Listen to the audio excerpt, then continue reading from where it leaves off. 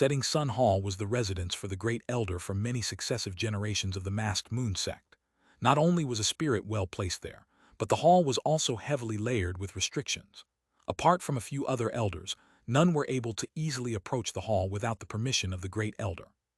At that moment, a streak of red light flew across the horizon.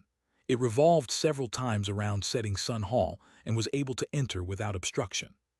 The red light passed through several layers of restrictions as if they weren't there, and entered a side room after taking a few turns. Inside the room was a woman of graceful beauty meditating on a prayer mat. Her skin seemed icily pale, and she appeared to be in her early 20s. Her body faintly emitted an icy chi. In the instant the red light appeared before the woman, she slowly opened her eyes and frowned. She beckoned to the red light, and it then dropped down into the woman's hand in a fist-sized ball of red light. The icy woman stared at the flame and expressionlessly flipped her hand, extinguishing it. "What is that girl planning, taking the initiative to see me? But since her tone is so gentle, I better have a look." In a swift and decisive manner, the woman quickly flew off in a streak of white light and instantly flew out of Setting Sun Hall. Not long after, the woman arrived in front of Nangong Wan's cave residence. She descended onto the ground and examined her surroundings. It appeared ordinary, and the restrictions outside the cave residence were still damaged beyond use. Having noticed nothing strange, she walked towards the cave residence with confidence and struck the stone door with a white spell seal, opening it of its own accord. The pale woman then calmly walked in without a word. "I pay my respects to martial ancestor." A young, yellow-clothed woman that was standing behind the stone door immediately saluted the icy woman as soon as she appeared. The icy woman shot a casual glance at her and indifferently said, "It seems your cultivation has progressed since the last time I saw you. It seems you should have already taken those medicine pills I've given you." She then began to slowly walk deeper into the cave residence. The yellow-clothed woman lowered her head and quickly replied, "Many thanks for the medicine, martial ancestor. This disciple wouldn't have progressed so quickly without it. It is good that you know. Has junior martial sister Nangong taken any strange actions in her cave residence?" "Nothing much," the young woman answered respectfully. "Apart from seeing a sect disciple today, she hasn't done anything else." "Your martial uncle Lan already told me about this from a sound transmission talisman. What gift did that disciple bring? Has he already left?" "That disciple was merely a low-grade steward in the sect. He already left a few hours ago." After martial ancestor Nangong received the gift, she actually seemed somewhat unhappy. The icy woman's expression stirred upon hearing this. "Oh, what kind of gift was it that made her unhappy?" The yellow-clothed woman further lowered her head and uttered each word with deliberation. "It was simply a silver sword magic tool." Martial ancestor Nangong felt ill at ease upon seeing it. After pondering for a moment, the icy woman's face revealed a trace of astonishment and said, "It most likely came from a vagrant cultivator that junior martial sister Nangong had befriended while she was traveling. This isn't anything too strange." Martial ancestor's words are certainly true. When martial ancestor Nangong received the silver sword, she became pensive for a long while. Afterwards, she decided to send a voice transmission talisman to martial ancestor. It is truly surprising that this was able to change her mind. The icy woman mused aloud. She then casually ordered, in the future, continue to pay attention to junior martial sister Nangong's actions. With her restricted cultivation, the high-grade talisman I have should allow you to spy on her undetected. So long as you perform well in this task, I will compensate you with vast rewards."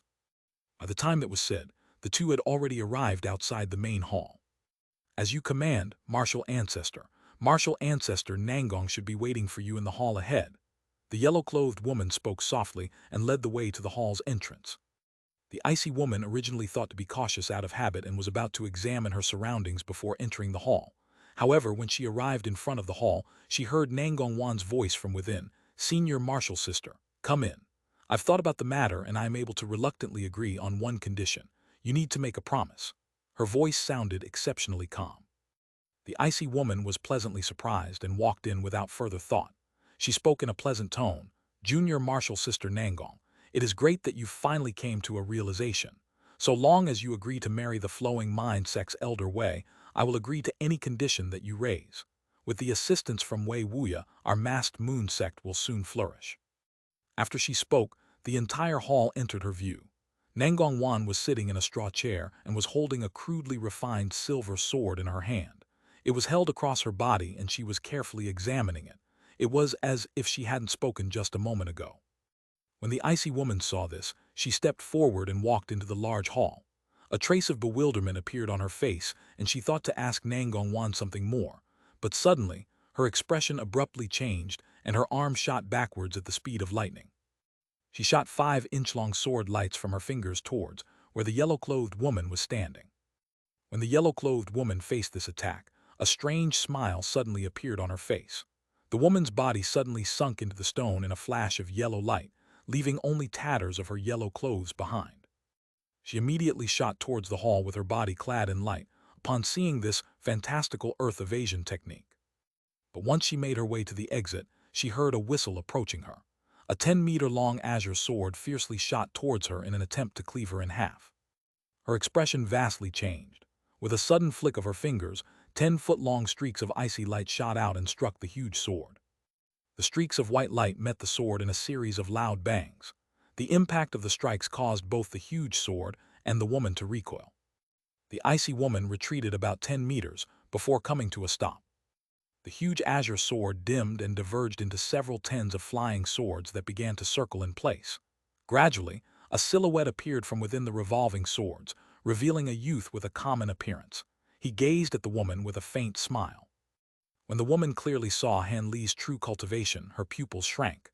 "What is going on?" she demanded coldly. "Junior Marshal Sister Nangong, who is he and what was that doppelganger of yours?" The woman immediately reached at her waist and took out a red command medallion. Han Li shifted his gaze towards the command medallion and sullenly said, "The restriction medallion." With a cold snort, she hostilely said, "As expected, Junior Marshal Nangong has told you everything.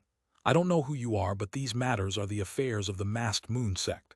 You had best stand down, or our 6 sects will hunt you down." Having already placed away the silver sword from before, she gracefully stood up. "There is no need for Senior Marshal Sister to speak such frightening words," Nangongwan said coldly. "I am not without friends in the 6 sects. If they knew what Senior Marshal Sister did to a fellow sect member, would you receive the blade? And while you are able to activate the heart restriction technique with that command medallion, do you believe that I will give you the opportunity to use it?" Soon after, Nangongwan spat out a ring of flame, her magic treasure the vermilion bird band. A sinister glint flickered from the icy woman's eyes when she heard this. She had no intention of retreating against Han Li and wore a resentful expression on her face. She suddenly shook her sleeves and tossed out a streak of white and black light, 2 flying swords. They revolved once around her and suddenly grew in size, extending to 3 meters in length. The white flying sword was as pure as snow and emitted a bone-chilling icy chi. As for the black flying sword, it possessed a fantastical heat and occasionally flickered with black flame. There were a rare pair of yin-yang swords. The woman coldly laughed and lightly shook the red command medallion in her head and muttered a few words into it. Red light immediately flickered from it, slowly covering it in a layer of light. Closely observing her actions, Han Li instantly attempted to interrupt her without another thought. A small silver bell had already begun to revolve around his head. Under the command of an incantation gesture, the bell began to ring, striking at her with silver sound waves. At nearly the same time, Han Li rolled his hands together, sending a streak of red and a streak of azure light towards some nearby pillars in the hall. As the hall's restrictions were activated, the ground trembled. Threads of red and azure lights began to emerge from all over the hall and followed after the silver sound waves, engulfing the icy woman at their center. In the face of these oncoming attacks, the woman simply pointed to her 2 swords. Black and white light flashed from the swords as they easily spun once in the air, instantly releasing a wave of glacial and scorching chi. With the white icy chi on the outside and the black scorching chi on the inside, they conformed into a strange barrier of light around the woman. When the sound waves struck the barrier, they were entirely absorbed without a trace. But soon after, the red and azure lights from the hall's restrictions managed to envelop the barrier. Nangongwan took action at that moment. In a burst of flame, the vermilion bird band turned into a huge fireball and suddenly exuded a vast pressure. Then, with a casual wave of hand, a dim scarlet light flashed from her hand and she vanished from sight. Were it not for Han Li's vast spiritual sense, he wouldn't have been seen through Nangongwan's sneak attack. Following a muffled hum, the dim light suddenly revealed it in a colorful burst. "To think that you would use a devil-slaying thorn to injure me," she cried, her face contorted with a mixture of fury and alarm. "Well done. I had always thought that Junior Marshall's sister had used all of them. I hadn't expected that you managed to preserve one." The woman appeared to have somehow suffered a heavy blow, but her vitality still held strong. Han Li knew that she had merely suffered a minor injury, and that Nangong Wan simply intended to interrupt the icy woman's use of the restriction medallion. After Han Li activated the restrictions in the hall, he flipped his hand and the pitch-black thousand-layer mountain in his hand. He tossed it into the air and quickly struck the mountain with quickly formed spell seals. Appearing momentarily trapped by the restrictions, the vermilion bird band shot towards the icy woman as a ball of flames. But in that instant, 8 ferocious arm-thick flame pythons became entangled with it. A roaring sea of flames soon appeared in the hall. At that point, the mountain had expanded to 20 meters in height. Just as Han Li was about to command the treasure, he saw a bowl-thick beam of rainbow light shoot out from the sea of flames. Be it flame or light, anything that was struck by the beam of light was unable to resist it. A series of clanks suddenly rang out, and the beam of light abruptly stopped on the spiraling vermilion band ring, completely locking it down. The light stasis mirror. Han Li narrowed his eyes with a solemn expression. Before the woman arrived, Nangong Wan gave Han Li a general explanation of her senior martial sister's techniques and treasures to Han Li, allowing more opportunities for Han Li to strike her. The light stasis mirror was the ancient treasure that Nangong Wan had mentioned the most amongst her senior martial sister's treasures. It was also among the most fantastical of them. The azure stasis mirror that Han Li saw during the trial by blood and fire was most likely a replica of this ancient treasure. Although it only possessed 1/100th of its power, the magic tool was still renowned amongst low-grade cultivators as a magic tool that was amongst the best. The azure restrictions and the flames had been thrown into chaos by the light beam's overwhelming power, rendering them completely ineffective. As a result, the icy woman reappeared once more. Within her black-white barriers, she held a mirror in one hand and formed an incantation gesture with the other. Han Li's gaze flickered and fell onto the famous mirror that was in her hand. The mirror wasn't large and appeared the same as the azure statis mirror.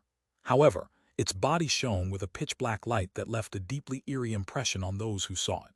As for the rainbow beam of light that it emitted, it created such a harsh contrast it made for a bizarre sight. The hand that formed an incantation gesture was blood-stained, and the restriction medallion that it originally held had disappeared without a trace. It was truly unfathomable how she was injured through the barrier. This devil-slaying thorn is quite effective.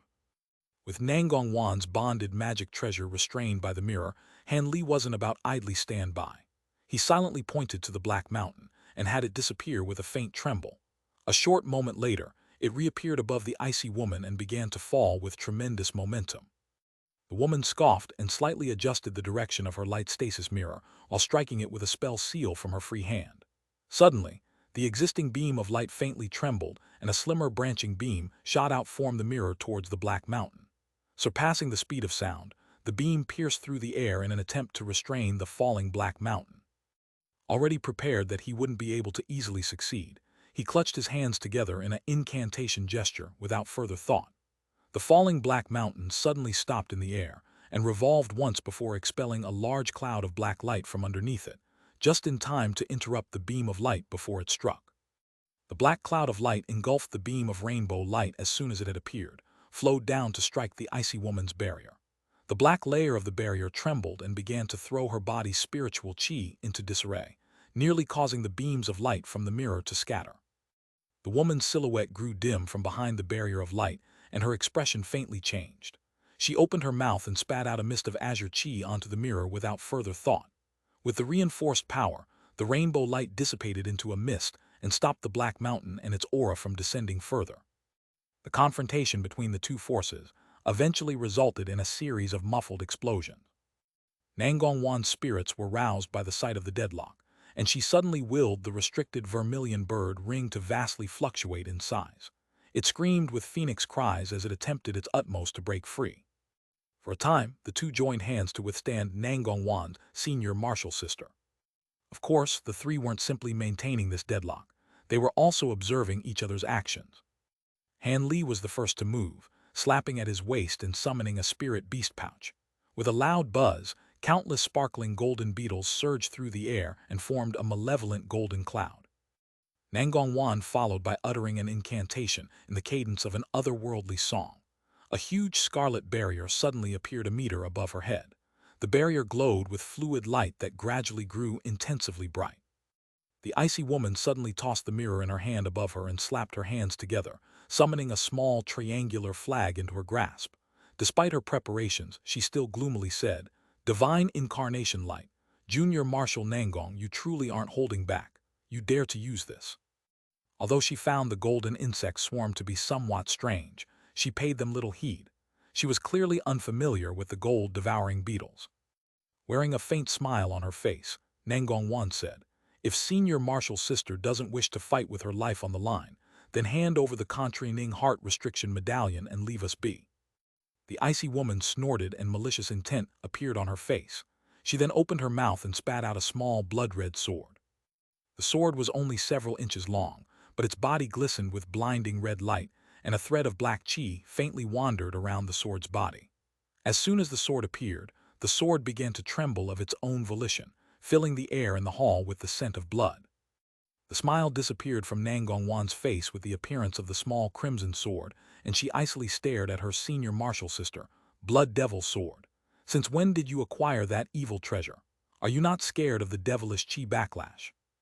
"Backlash? Have no worry. With this artifact, I will defeat you so quickly there won't be any opportunity for any devilish chi backlash. But now, I will ask you one last time. Are you truly unwilling to marry Wei Lycan for the prosperity of the sect? If you are still unwilling, I will have the Blood Devil's sword go mad. I am not entirely confident of my ability to restrain its power. Do not blame me for not warning you." The icy woman's voice was brimming with certainty. Han Li glanced at the Blood Devil's saber without much care and calmly said, "There is no need for you to ask any questions. Even if Wanner was willing to sacrifice herself for the masked moon sect, I would not allow it. You will cease this foolishness." "And who are you?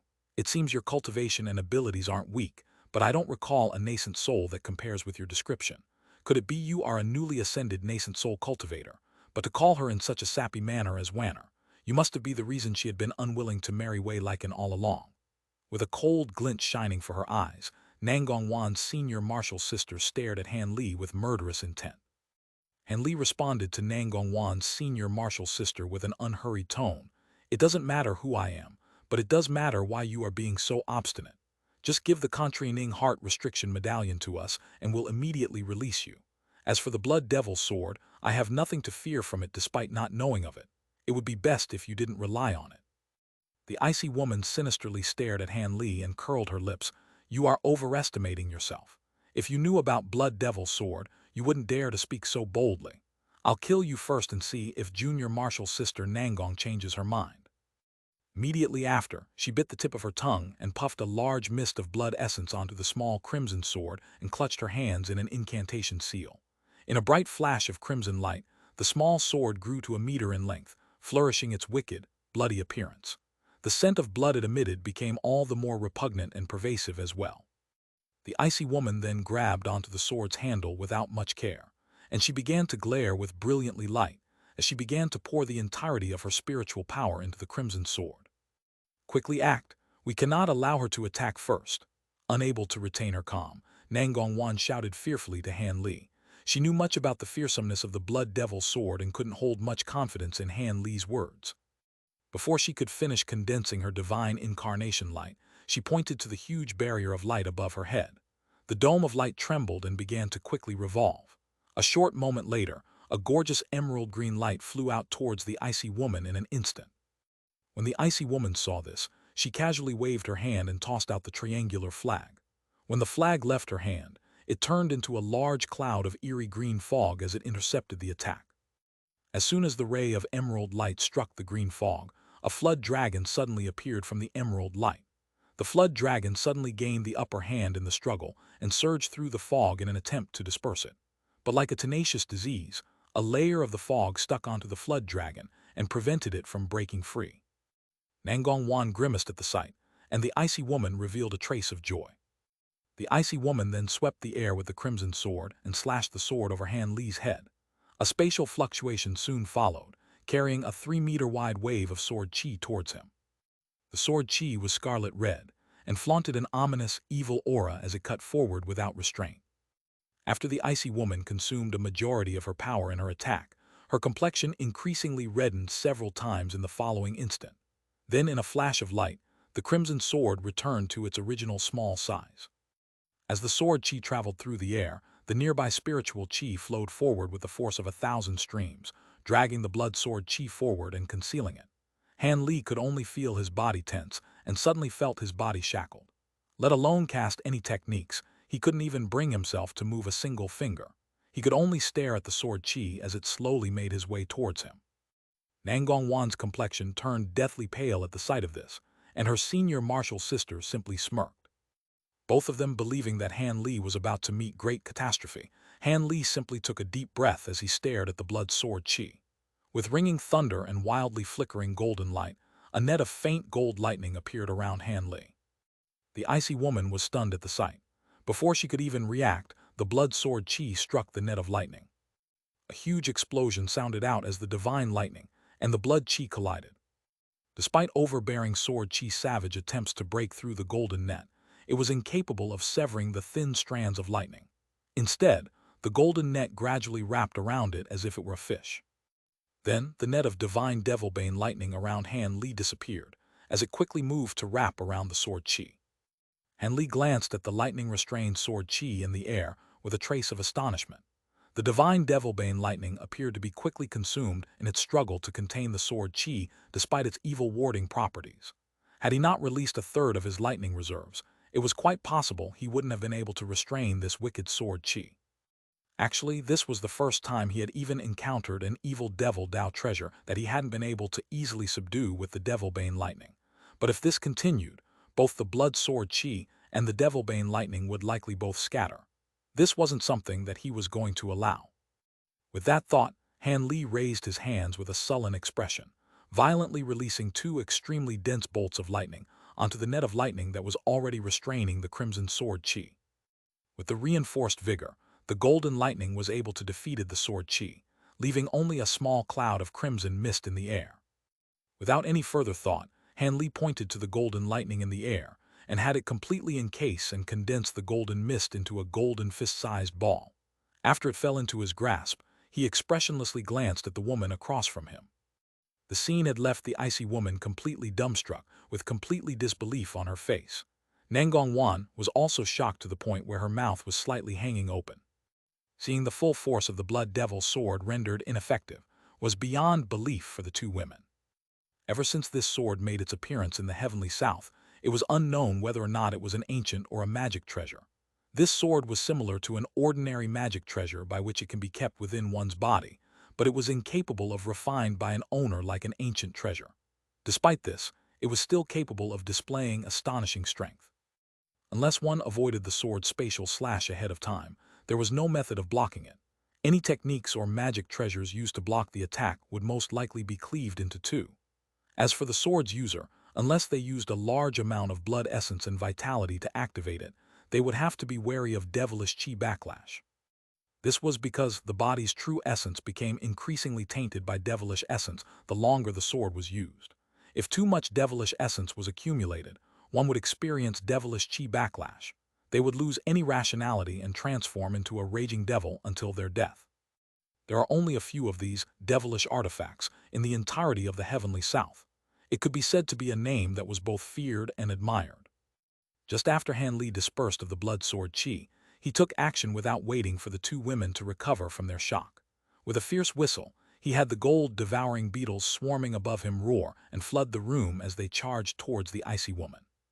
Han Li's had awakened the icy woman from her stupor. In furious alarm, she opened her mouth and spat out a small silver sword from her mouth and quickly formed an incantation gesture with her hands. The silver sword brilliantly shined and created a barrier of blinding silver light. With a sudden pop, the silver sword trembled and shot out over 1,000 strands of silver light towards the incoming swarm of golden beetles from within the barrier. Sword condensed threads, Han Li muttered to himself with a frown. So it turned out that Nangongwan's senior martial sister was originally a sword cultivator. It was no wonder why she had so many sword-type magic treasures. In the following moment, the silver thread struck the golden insect cloud. With a loud burst of crackles, countless golden shells fell from the sky, thinning out much of the swarm. Holes were left in the cloud of beetles from where the silver sword threads had struck. Han Li's heart sank at the sight. Were his current gold-devouring beetles still incapable of contending against nascent soul cultivators? He had spent such meticulous time and effort to develop them. The icy woman felt relief at the result of the strike. With several more waves of attacks, the entire swarm of these odd insects should be fully exterminated. It appeared there was nothing to fear from them. However, Han Li's disappointment was soon replaced with joy. The beetles that had fallen from the strike had begun to move once more. With a shriek, they began to fly once more and followed the rest of the beetles towards the icy woman. At that moment, a phoenix cry suddenly sounded out from the green fog, and a radiance of 1,000 suns suddenly shined and cleanly scattered it away to reveal a vermilion moon from within it. The moon shimmered with light before rushing towards the icy woman's barrier. The icy woman's expression vastly changed. Suddenly, the light barrier began to spin around her, and her body transformed into a streak of black-white light as she attempted to escape from the hall. After this exchange, the woman finally realized that it would be extremely difficult to take on Han Li and Nangongwan together. As such, she decided to flee the cave residence and restrain the two once she gathered reinforcements. While Han Li and Nangongwan were particularly formidable, they couldn't stand up to the countless disciples of the masked moon sect, and once she arrived outside, she'd be able to activate the masked moon sect guarding formations and trap the two inside. Nangongwan's Scarlet Moon was lagging behind in its attempt to chase her senior martial sister, granting her senior martial sister the opportunity to fly towards the ceiling and strike it. With a muffled thump, a red light pulsed from the ceiling, but it was unbroken. Only a few loose pieces of rock had fallen down. The icy woman was stunned. Before she realized what had happened, the roof flashed with light and swarms of black, gold, and silver beetles emerged from it. Buzzing, they quickly gathered at the room's center and formed a tricolored shield. In the icy woman's alarm, she waved her hand without any further thought, summoning a silver talisman in between her fingers. When Nangongwan saw this, she naturally knew what her senior martial sister planned to do.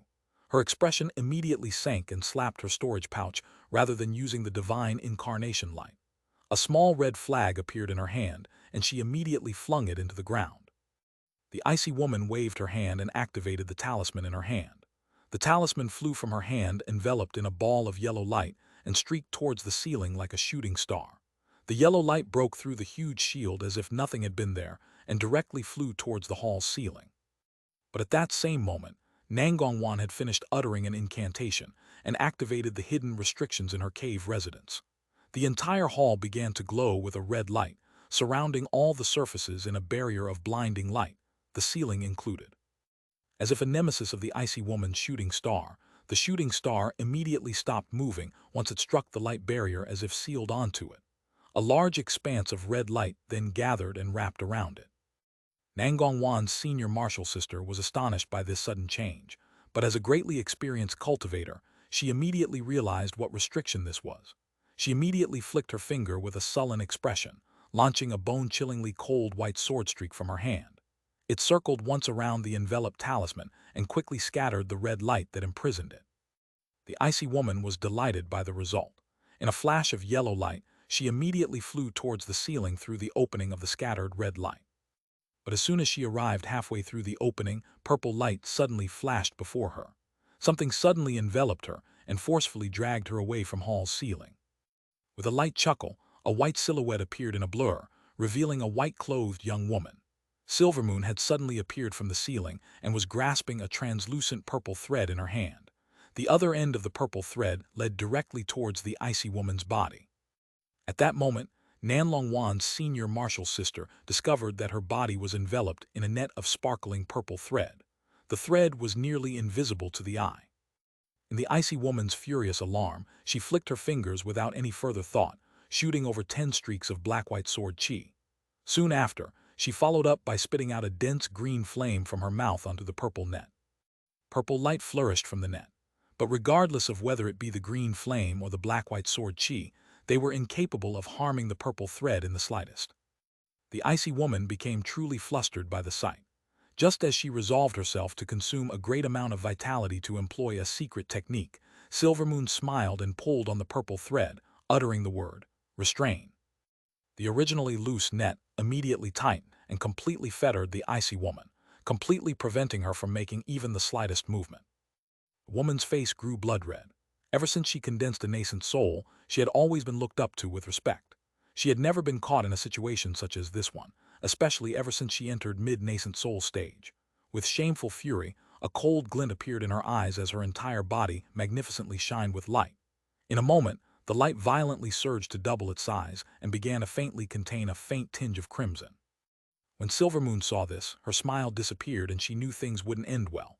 But just as she commanded the purple cloud lace to release all of its Jade's true fire, Nangongwan sent her a voice transmission. "Do not harm her. Leave her to me." As soon as she said this, her vermilion moon flew up from below and enveloped the icy woman within it. The moon hurriedly revolved, and it soon began to ripple, filling the hall with silhouettes of itself. As Hanli stared at the twirling moon from down below, he was shocked to find his mind completely shaken and his focus broken. It was no wonder why the icy woman felt so fearful towards Nangongwan's divine incarnation light. After the moon revolved for the time it took to finish a cup of tea, Nangongwan finally stopped, her face pale from exhaustion. Then with a wave of her hand, the vermilion moon scattered into starlight with a light bang. Her senior martial sister reappeared from within it as she floated in the air, still restrained by the purple cloud lace. However, the spiritual qi in her body grew completely calm, and she remained unconscious with a strange smile on her face. "What's this?" Hanli bewilderedly said. With a bit of color returned to her face, Nangongwan smiled. "Those trapped by my divine incarnation light are incapable of escaping it, even if they manifest their nascent soul. This technique also possesses an incredibly powerful bewitchment effect. My senior martial sister's mind had been lost to the divine light for a time being. This way, we are able to spare her." Hanli rubbed his nose and helplessly said, "It was no surprise your senior martial sister was so fearful of it. It is able to prevent even a nascent soul from manifesting. However, there would have been no need to go through such troublesome methods if we didn't need to keep her alive. Lethal methods would have been far easier." Nangongwan sighed and forced a smile. "Exterminating my senior martial sister, the sect's grand elder, is unacceptable. Since I plan on following you, the masked moon sect will already suffer a blow to its strength. If we kill her as well, the sect will become crippled. The past masked moon sect grand elder had treated me with great kindness. Although I cannot sacrifice myself for the sect, I cannot bring myself to doom it to extinction." Hanli wryly smiled and said, "But your senior martial sister sure didn't treat you leniently when she attacked you and restricted you." "That doesn't matter. Since I've spared her life, I can consider the debt to the sect's previous master repaid. I won't feel uneasy later when I've left with you. However, the last battle was truly dangerous. I truly didn't know that senior martial sister had a heaven-defying devilish artifact such as the Blood Devil's Sword. It nearly led to a disastrous outcome. Had I known of this earlier." Nangongwan brightly flickered, and she wore an apologetic expression. However, Hanli simply smiled and showed not the slightest concern of it. "It's nothing. Wasn't the Blood Devil's Sword incapable of harming me either way? Anyhow, let's quickly acquire the restriction medallion and leave." Nangongwan nodded her head in response. Silvermoon obediently shook her hand, the unraveled the purple cloud lace from the icy woman. Nangongwan took several steps forward and bluntly tapped several places on her senior martial sister's body, placing several restrictions on top of it. She then reached out for the dark green storage pouch at her waist and gently shook it open. Then, in a bright flash of light, a pile of items appeared on the floor. When Hanli saw this, he curiously walked over. The heart-constraining restriction medallion was quite easy to find. Nangongwan quickly took it into her hands with a smile. As for Hanli, he quickly swept his gaze past the pile and suddenly beckoned a small, exquisite ring into his hands. It was completely dark and lightless. Hanli frowned and brought the item to his eye and began to examine it. Nangongwan astonishedly said, "What are you doing with that? It looks like just an ordinary magic tool." Hanli chuckled and suddenly slapped his storage pouch, summoning a jade box into his hands. The box then opened in a flash of azure light, revealing an identical jet-black ring. "Yi!" Nangongwan couldn't help but yelp in surprise. Hanli brought the two rings together and felt that they both possess a similar absence of qi. He then placed both of the rings back in the box before placing it into his storage pouch. Nangongwan sweetly smiled and said nothing else as her mind began to wander. Then, paying no further attention to the large pile of items, she walked towards her senior martial sister. With a flash of red light glowing from her hand, Nangongwan nimbly touched her senior martial sister's head before closing her eyes in silence. When Han Li saw this, he silently walked over with a faint smile on his face. A short moment later, Nangongwan opened her eyes and raised her hand, revealing the blood devil's sword in her grasp. Nangongwan glanced at the sword for only a moment before tossing the devilish artifact to Han Li. This devilish artifact is mighty and proves to be a great threat against us, so it'd be best to take it with us. While I am incapable of using this item, you are able to restrain this treasure with your golden lightning. Let's leave it in your hands.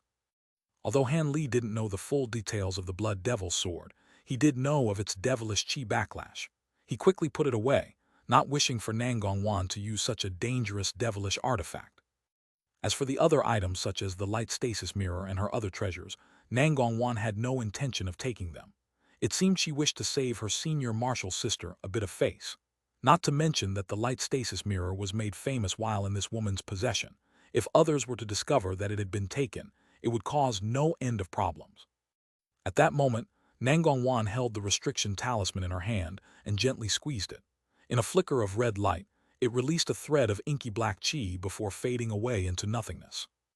In high spirits from dissolving the restriction, Nangongwan sweetly smiled. The heart-containing restriction is already dissolved. But before we go, I have to leave a message behind for my senior martial sister. Han Li didn't raise any opposition to her. Nangongwan then took out a white jade slip and gracefully placed it against her forehead. The jade slip sparkled with a series of light before Nangongwan's spiritual sense began to leave a message behind in the jade slip. After the time it took to finish a cup of tea, she placed the jade slip on the pile of remaining items on the floor. She then placed them all in the icy woman's storage pouch and put it back on the icy woman's waist. Nangongwan smiled to Han Li with a trace of bashfulness. Let's go. Senior martial sister is still under effects of my divine incarnation light. It'll take her more than just a day for her to break free. When Han Li saw Nangongwan's gentle expression, his heart began to stir. He gently pulled her close to him, and they flew out the hall in a streak of light. On a small, nameless mountain on the border of the state of Bailiang, Nangongwan stood underneath an ancient tree and frowned. What do you mean? Why would you have me go ahead alone to the drifting cloud sect? Han Li stood shoulder to shoulder with Nangongwan. He slowly said, my concubine and my senior martial brother Lu have still remained in Soaring Heaven City for some reason. I reckon it likely has to do with the Mulan invasion. Since the two are related to me, I cannot go back on my own. I have no choice but to check up on them. Nangongwan glanced at Han Li with a displeased expression and said, since that's the case, I'll go with you. Why must I leave on my own? Wanner, you're a masked moon sect nascent soul cultivator. There will be many high-grade cultivators in the 9 Nations Union that will recognize you. Although I already taught you the appearance exchange technique, those possessing greater cultivation than you will have a chance of seeing through your disguise. It'd be best for you to head back to the Drifting Cloud sect first. Nangongwan wrinkled her nose and worriedly said, but you've already offended our masked moon sect and the flowing mind sect. I feel uneasy that you're still heading to Soaring Heaven City. Han Li chuckled and said, don't worry. It's not like you haven't seen what I'm capable of. Perhaps there are plenty of people with greater cultivation than mine in the heavenly south, but there are sparsely few that are able to trap and kill me. Moreover, I am an elder of the Drifting Cloud sect, and with the full brunt of Mulan invasion bearing down upon the 9 Nations Union, they won't dare to meddle. Besides, I reckon your senior martial sister will have followed what you've suggested to excuse your disappearance. Otherwise, her dealings with Wei Wuya will turn for the worse. There is hardly anything to worry about. Since you're insistent, I won't block you, but you'd best take care of yourself. So that you're a bit more safe, I'll hand this treasure over to you. Seeing that Han Li had made up his mind, she said little else and slapped her storage pouch. She then calmly handed an embroidered scarf over to Han Li. Han Li felt a strange spiritual chi from the scarf and curiously asked, what's this? Nangongwan warmly explained, this is a nameless ancient treasure that I unintentionally happened across while I was traveling. It is extremely convenient to use and will move in accordance to your thoughts. You might encounter danger on your trip. I will feel less worried if you have it by your side. Han Li grew silent and stared at Nangongwan's fluid eyes for a long while before seeing her faintly blush. He then took the item with a smile and carefully put it away. When Nangongwan saw this, she also wore a faint smile. Soon, something else came to mind and she took out a sparkling red jade pendant. This fire-repelling ornament is a token I often carry around. Although I dislike being tied down with external affairs, there was a time where I had taken in a few unnamed disciples out of a passing interest. Although they recognized me as their master, they were masked Moon Sect disciples. There are two that have currently opened a shop in Soaring Heaven City. If you are in need of assistance, hand over this token to them, and they will follow your instructions. She then whispered the names of these two disciples.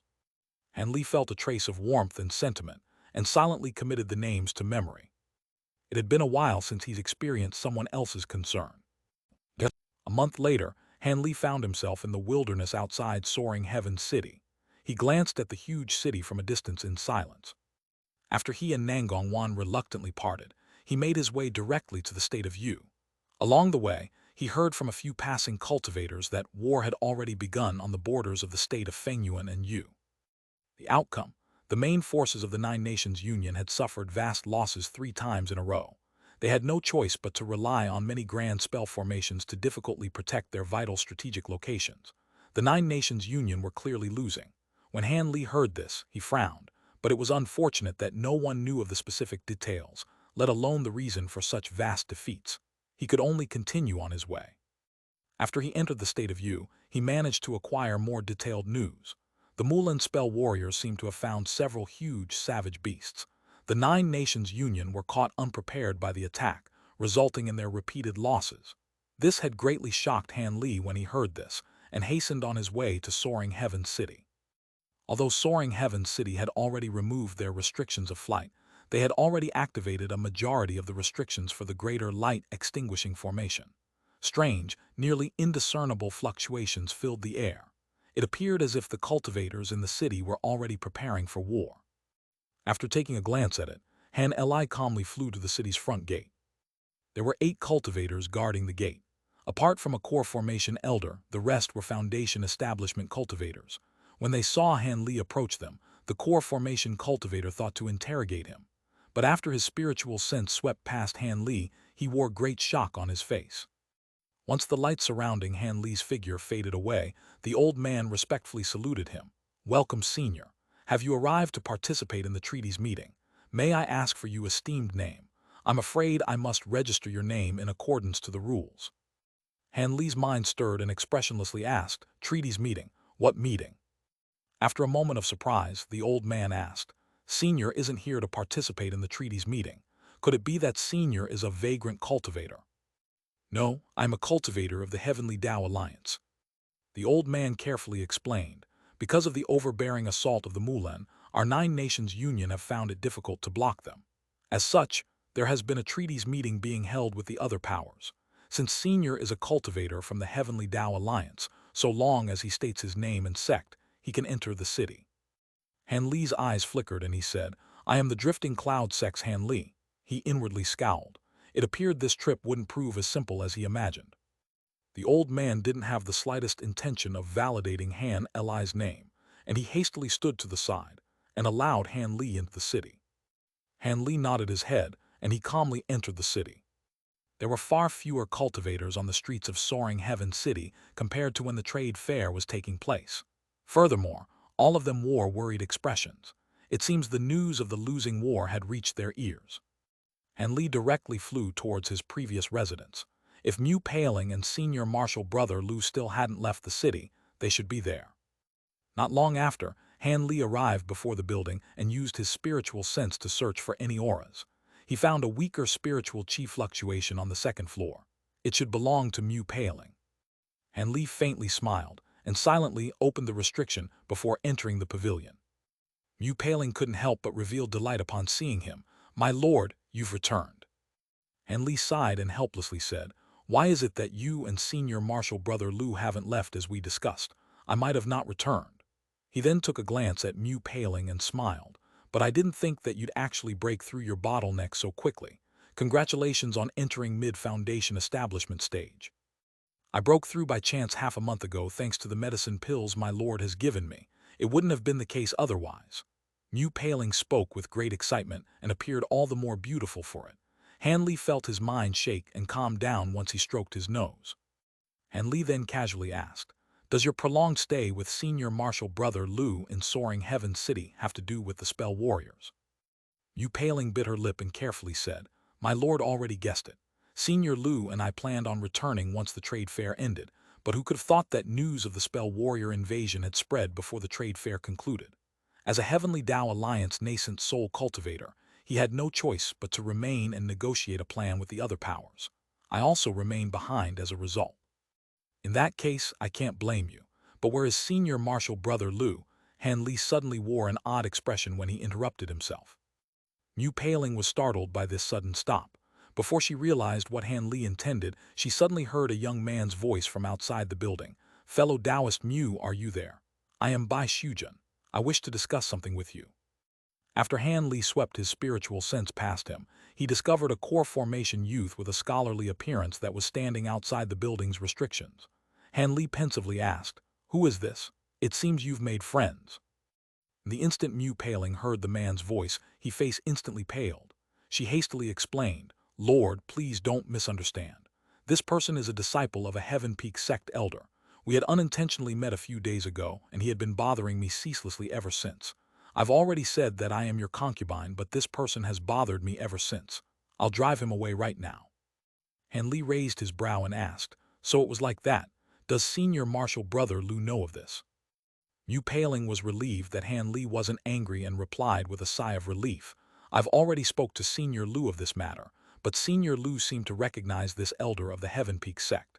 He even seemed somewhat fearful of him. For the time being, he's left me to fend for myself with regards to his matter. He's been waiting for Lord to return before dealing with this matter." After a moment of silence, Han Li coldly smiled. "Oh, isn't the Heaven Peak sect one of the four great sects of the Righteous Tao Alliance? It is no wonder why Senior Marshal Brother Lu was so careful in handling this matter. However, this meager core formation cultivator must be quite brave to act so imprudently. Follow me out. Let's see what this junior intends to do." Yu Paling respectfully replied, "As you command, master." At that moment, Han Li wordlessly climbed down to the ground floor, with Mu Paling closely following after her. "Fellow Taoist Mu, you finally, this senior is." When the youth named Bai Shujun saw someone leaving the building, he originally believed it to be the woman he fancied. But when he saw Han Li with his profound cultivation, his expression vastly changed. At that moment, Mu Paling followed behind Han Li and stood closely behind him. When the youth saw this, his expression wavered several times. Han Li's expression grew sullen, and he spoke bluntly to the youth, "You are a disciple of the Heaven Peak sect." Displaying an unordinary guile, he regained his calm after only a moment even as he faced a nascent soul cultivator like Han Li. He then spoke with a courteous tone, "That's right. This junior is a disciple of the Heaven Peak sect Elder Lu. Could it be that you are Senior Han? Speak, what are your intentions in coming here? Why is it that you bother my concubine without end? You should have some other purpose in performing such a brainless task." Han Li's harsh tone had caused a trace of astonishment to appear from Mu Paling's face. Bai Shujun smiled and eloquently said, "Senior is wise. In truth, my master wishes to meet you, but since there has been no news of Senior Han, Junior has done this. However, I am truly fond of fellow Taoist Mu. If Senior would agree to accommodate me, I wouldn't be able to thank you enough." "Can't thank me enough. What use is your gratitude? Don't get caught up in your dreams. I have no such habit of giving my own concubines to others. I also have no connection with your Heaven Peak sect, so why is it that you've come to find me?" Han Li narrowed his eyes and glanced in an empty area. After squinting his eyes, he wore a weird smile and suddenly released an astonishing spiritual pressure from his body. Bai Shujun recoiled several steps with a greatly alarmed expression. Bearing a pressure of what seemed to be a huge mountain, his legs folded and he fell to a half-kneel. He hastily attempted to resist, but after his body trembled several times, his knees still remained unsteady. As he knelt, a white silhouette suddenly appeared in front of Bai Shujun. He gently patted Bai Shujun's shoulder and suddenly relieved him of the pressure, allowing him to stand once more. The white silhouette was a white-robed old man with light gray hair and a friendly face. As Han Li examined him, the old man smiled at him and said, "Fellow Taoist Han, please don't be angry. My disciple has been doing this on my command. How could I meet you otherwise?" When Han Li saw the old man, the pressure emitting from his body vanished and his expression became calm once more as if it had never happened. "Who is your esteemed self? And why do you wish to see me? If I remember correctly, this will be the first time I ever made contact with you and your sect." This old man goes by the name of Lu Weiying and is an elder of the Heaven Peak sect. As for why I wish to see you, this is not a convenient place to speak of it. If fellow Taoist wishes to know why, let us meet later tonight. At that time, fellow Taoist will surely come to know the details. Showing not the slightest anger, he waved his hand and tossed a green jade slip he had already prepared to Han Li. Han Li expressionlessly waved his arm and caught the jade slip in an azure mist. After sinking his spiritual sense into the jade slip, he found the details of a location and thought to ask about it. But when he raised his head, the old man had already saluted him and was leading Bai Shujin away. Han Li frowned. He acted rather mysteriously, but they seemed to misunderstand that Han Li had been hiding in Soaring Heaven City all this time. Han Li rubbed his chin and felt this matter to be somewhat unclear. As such, he left the matter alone for now and brought Mu Paling back into their residence. After Han Li entered the pavilion, he calmly asked, "Where is senior martial brother Lu currently?" It was as if he had thrown the recent matter to the back of his mind.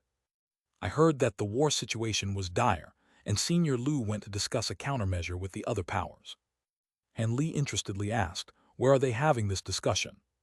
"It is at Soaring Heaven City's official hall. I heard that only nascent soul cultivates affiliated with a superpower are allowed to attend. Does my lord wish to go take a look?" The official hall. Han Li recalled a huge palace hall at the center of the city that was heavily covered in restrictions. "All right, I do wish to see how the matters of spell warriors are being handled. Wait here and don't go out without a reason." With his mind set, he departed to where his senior martial brother Lu was located. The official hall was the towering building built at the center of the city and was extremely noticeable. Apart from matters concerning the life or death of the Nine Nations Union, it was hardly ever used.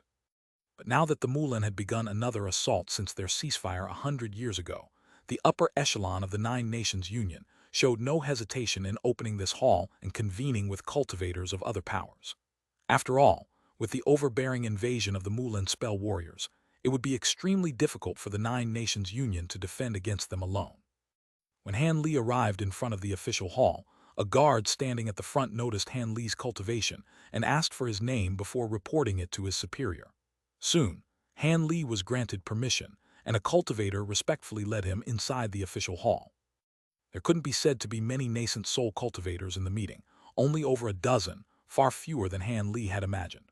However, Han Li understood that despite the large number of nascent soul cultivators that had gathered at Soaring Heaven City, there was no need for each of them to personally attend. They merely had their powers representative stand in their place. As for senior martial brother Lu, he was currently sitting on a chair to the left. He smiled when he caught sight of Han Li. Closely sitting beside him was the child fire dragon. Apart from the yellow-robed old man, Han Li found the others to be unfamiliar. After taking 2 glances at the yellow-robed old man, he couldn't help but inwardly sigh. This old man was martial ancestor Ling Hu of Yellow Maple Valley. The Heaven Peak Sect elder is surnamed Chinese letter Lu, and the Drifting Cloud Sect elder, Han Li's senior martial brother, is surnamed Lu Chinese letter. They are homonyms. When martial ancestor Ling Hu spotted Han Li, he didn't reveal the slightest change in expression. It was unknown whether he was hiding his emotions with his profound shrewdness or that he simply didn't recognize the past Foundation establishment disciple. Han Li's gaze shifted to the others in the hall. At the center of the hall there was an old man with a purple face and a gorgeous woman in palace robes. When Han Li swept his spiritual sense past them, his heart trembled. The two were mid-nascent soul cultivators, the main representatives of the Nine Nations Union. As Han Li examined in the other cultivators in the hall, they had examined him as well. A majority of them were surprised by Han Li's appearance as a youth. Hardly any male cultivators cultivated techniques for maintaining youthful appearances. The Drifting Cloud Sect elder Lu called out to Han Li with a smile, "Junior martial brother Han, you finally arrived. Have a seat. We were having a discussion with Sect Master Wu about the Mulan invasion." The child fire dragon also smiled and kindly nodded his head. Following suit, Han Li smiled and saluted the other cultivators in the hall before taking a seat by his senior martial brother Lu. The purple-faced cultivator took a seat across from Han Li and smiled. "So this is the Drifting Cloud Sect's fellow Taoist Han. I am the Enlightened Leaf Sect's Wu Peng. We just heard from Brother Lu that fellow Taoist had entered nascent soul stage only after 200 years of cultivation. You truly a genius among the cultivators in the heavenly south. Perhaps you will be met with great success on the Great Tao. Although Han Li's cultivation was still a grade lower than his own, he didn't dare to underestimate Han Li's future potential. Sect Master Wu is being polite. I only managed to enter nascent soul stage from a fluke. I don't dare to speak of any future obtainments in the Great Tao. As the Enlightened Leaf Sect were one of the sects that stood side by side with the Flowing Mind Sect in the Nine Nations Union, Han Li didn't dare to grow overly familiar with him and simply gave a polite response. As Han Li spoke, his gaze fell onto the beautiful middle-aged woman that stood at the old man's side. Since the purple-faced old man was the Enlightened Leaf Sect master, this beautiful woman was likely a cultivator from the Flowing Mind Sect. As Han Li began to ponder, the purple-faced old man, Wu Peng, sighed and said, "This is the Flowing Mind Sect's Lady Qi. She will handle matters with regards to the Nine Nations Union along my side. The other fellow Taoists are." The old man gave Han Li an introduction to the other cultivators in the hall. When martial ancestor Linghu was introduced, he simply gave a curt response, nothing out of the ordinary. Han Li's heart faintly trembled, but he simply nodded. After introductions were finished, Wu Peng's expression grew tense. "Fellow Taoist Han, you've come just in time. We were currently discussing how the vast power of the spell warriors are greatly beyond our expectations. I've already heard from the Elder Yu and the others that they've already suffered a great defeat. Even two important areas are about to have their grand formations broken by the huge beasts the Mulan control. We have many casualties in the war against the Mulan, including even fellow Taoist Huan of the Shadowform sect. He will be the third nascent soul cultivator to have perished. There is a pressing need for assistance from all powers due to the overbearing Mulan assault." The smiles of all the cultivators present had disappeared once Wu Peng had solemnly spoken. A grave atmosphere immediately filled the hall. A green-robed old man with a sharp, thin nose sullenly said, "Sect Master Wu, we've also have a bit of information ourselves considering we have sent our own disciples out in accordance to the pact. However, we still don't have concrete information on the true circumstances behind fellow Taoist Feng's defeat. Could Brother Wu give us a detailed explanation on the matter? It is unfathomable that so many nascent soul cultivators have fallen in such a short amount of time. Could it be that high-grade spell warriors have already begun to take action?" When Han Li heard this, he took another look at the old man. From Wu Peng's introduction, he was an elder of the Devil Dao's controlling spirit sect. He didn't know whether or not he had a relation to Liu Yu or Han Yunjai. Wu Peng responded with an odd expression. "We still don't have information on whether or not their high-grade cultivators are acting in full force. However, fellow Taoist Feng and fellow Taoist Xin were verified to have perished in a one-on-one battle. They were not surrounded." When the green-robed old man heard him, he revealed alarm. Impossible. Even if they were defeated by a mid-nascent soul stage spell warrior, they would still be able to flee for their lives. Could it be that the Mulan divine sages have begun to act? Already anticipating his question, Wu Peng readily said, "No, the two were only early nascent soul spell warriors. However, they were rather odd. Not only were their spirit techniques far beyond what other spell warriors of the same grade were capable of, they also used an incredibly strange treasure. Just as the two fellow Taoists manifested their nascent souls upon defeat, they were trapped by this treasure and were rendered incapable of using instantaneous movement, leading to their demise." The green-robed old man felt his breath run cold. He asked with slight disbelief, "What kind of treasure is capable of stopping a nascent soul's instantaneous movement? Is it an ancient treasure, a magic treasure?" The cultivators who listened had vastly changed expressions. The reason why it was extremely difficult to kill a nascent soul cultivator was cause of how easy it was for a nascent soul to escape once it manifested. It came as a great shock to the cultivators present that there was a treasure capable of restraining a nascent soul. Our disciples that witnessed the battle weren't able to clearly see it, but when it was activated, it momentarily flashed with red-black light and seemed unblockable. Furthermore, Wu Peng trailed off with a hesitant expression. The green-robed old man unhappily said, "Fellow Taoist Wu, with matters having reached this far, what is it that you find hard to say?" The Flowing Mind Sect's Lady Qi smiled and spoke on behalf of Wu Peng. "It's not that Brother Wu finds it hard to say. He only hesitates to speak because he feels that the matter is uncertain. Allow me to say it. As a fellow member of the Nine Nations Union, it was natural for her to assist him." And Li grew greatly curious by their words. The others were also more or less waiting for what Lady Qi had to say. Lady Qi sighed and explained, The disciples observing the previous battles have noted that the two nascent soul spell warriors appeared almost as if they were feeding off the souls of those who died in battle, regardless of whether the souls had belonged to spell warriors or cultivators. As a result, Sect Master Wu became doubtful as to whether these two spell warriors are actually human, instead being some sort of heretical transformation. Since the two didn't emit an obvious demonic or ghost chi from their body, the disciples were incapable of making any precise judgments. Of course, there's also the matter of the sudden appearance of the huge fearsome beasts that appeared amongst the ranks of the spell warriors. It seems to have something to do with the appearance of these new spell warriors. We suspect that the Mulan have begun to collaborate with other powers. This explains how they were able to invade the heavenly south on such a vast scale. The cultivators in the hall were all stunned by her words. In his alarm, Ancestor Linghu solemnly asked, "Not human. Lady Qi means to say that they are transformed demon beasts."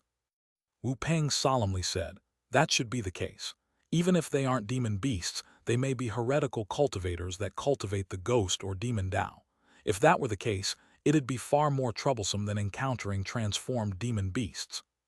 Han Li's expression stirred as he slowly asked, "When did Sect Master Wu come by this information?" Wu Peng blinked in surprise and twirled his long beard with curiosity. "This information came from the report on the last battle. Why does fellow Taoist Han ask this?" Li held his chin in his hand and pensively answered, "It's nothing. I merely felt that regardless of whether these unfamiliar spell warriors are men or demons, they have no fear of revealing their identity to us, given that they dared to act so boldly at the beginning of this war. It appears the Mulan will not be attempting a battle of attrition as they did in the past. They will most likely use thunderous strikes, seeking decisive battles with our main forces." Could it be that a great change had occurred in the Mulan plains? Wu Peng and Lady Qi both glanced at each other with astonishment upon hearing Han Li's analysis. The other cultivators also grew sullen. It was quite natural that they picked up on what Han Li meant. In the past, the Mulan's invasions were always battles of attrition, with each war lasting years if they were short, but decades if they were long. Whenever this happened, both sides of the conflict had always avoided direct confrontations or their main forces, as it would only result in a Pyrrhic victory at best, with most of the forces on either sides annihilated. Both the Heavenly South and the Mulan spell warriors had no such desire for such heavy losses of strength. This was further strengthened by the fact that the Mulan consisted of many tribes, as the Heavenly South were consisted of grand alliances of variously sized sects. Neither side were able to work entirely as one. But now, the Mulan were acting with overwhelming force, a vast change from their previous invasions. With the addition of those huge sage beasts and those strange spell warriors, the changes from the Mulan were clear to see. Long while later, Wu Peng bitterly smiled and spoke with a grave tone. "Brother Han's words are reasonable. It seems there is something amiss with the Mulan. We cannot be careless. The sects in the Heavenly South must form a second army to help the Nine Nations Union to resist them. Else, the Mulan will break through and shatter us. I hope you fellow Taoists will return quickly and explain this matter to your sects. The Nine Nations Union will not be able to hold out for much longer." After Lady Qi pondered for a moment, she said, "Although fellow Taoist Han's words are very likely, they are still only a guess. I hope you fellow Taoists will discuss these matters only among other nascent soul cultivators in order to prevent an unnecessary chaos. However, if the Mulan truly wishes to have a grand confrontation, their divine sages will be certain to take action. These late nascent soul stage spell warriors aren't something we are able to contend against. I will be informing Elder Wei Wuya of this, and see whether or not the three great cultivators can gather together and deal with this matter." A shriveled old man worriedly nodded his head. "Lady Qi makes sense. This matter is urgent. When we return, we will immediately inform our sect of this matter." The other cultivators also agreed, all knowing that the matter was grave. Afterwards, the cultivators began to discuss about a few particulars and decided to first send some reinforcements to slow down the Mulan, buying the various powers the time they needed to prepare.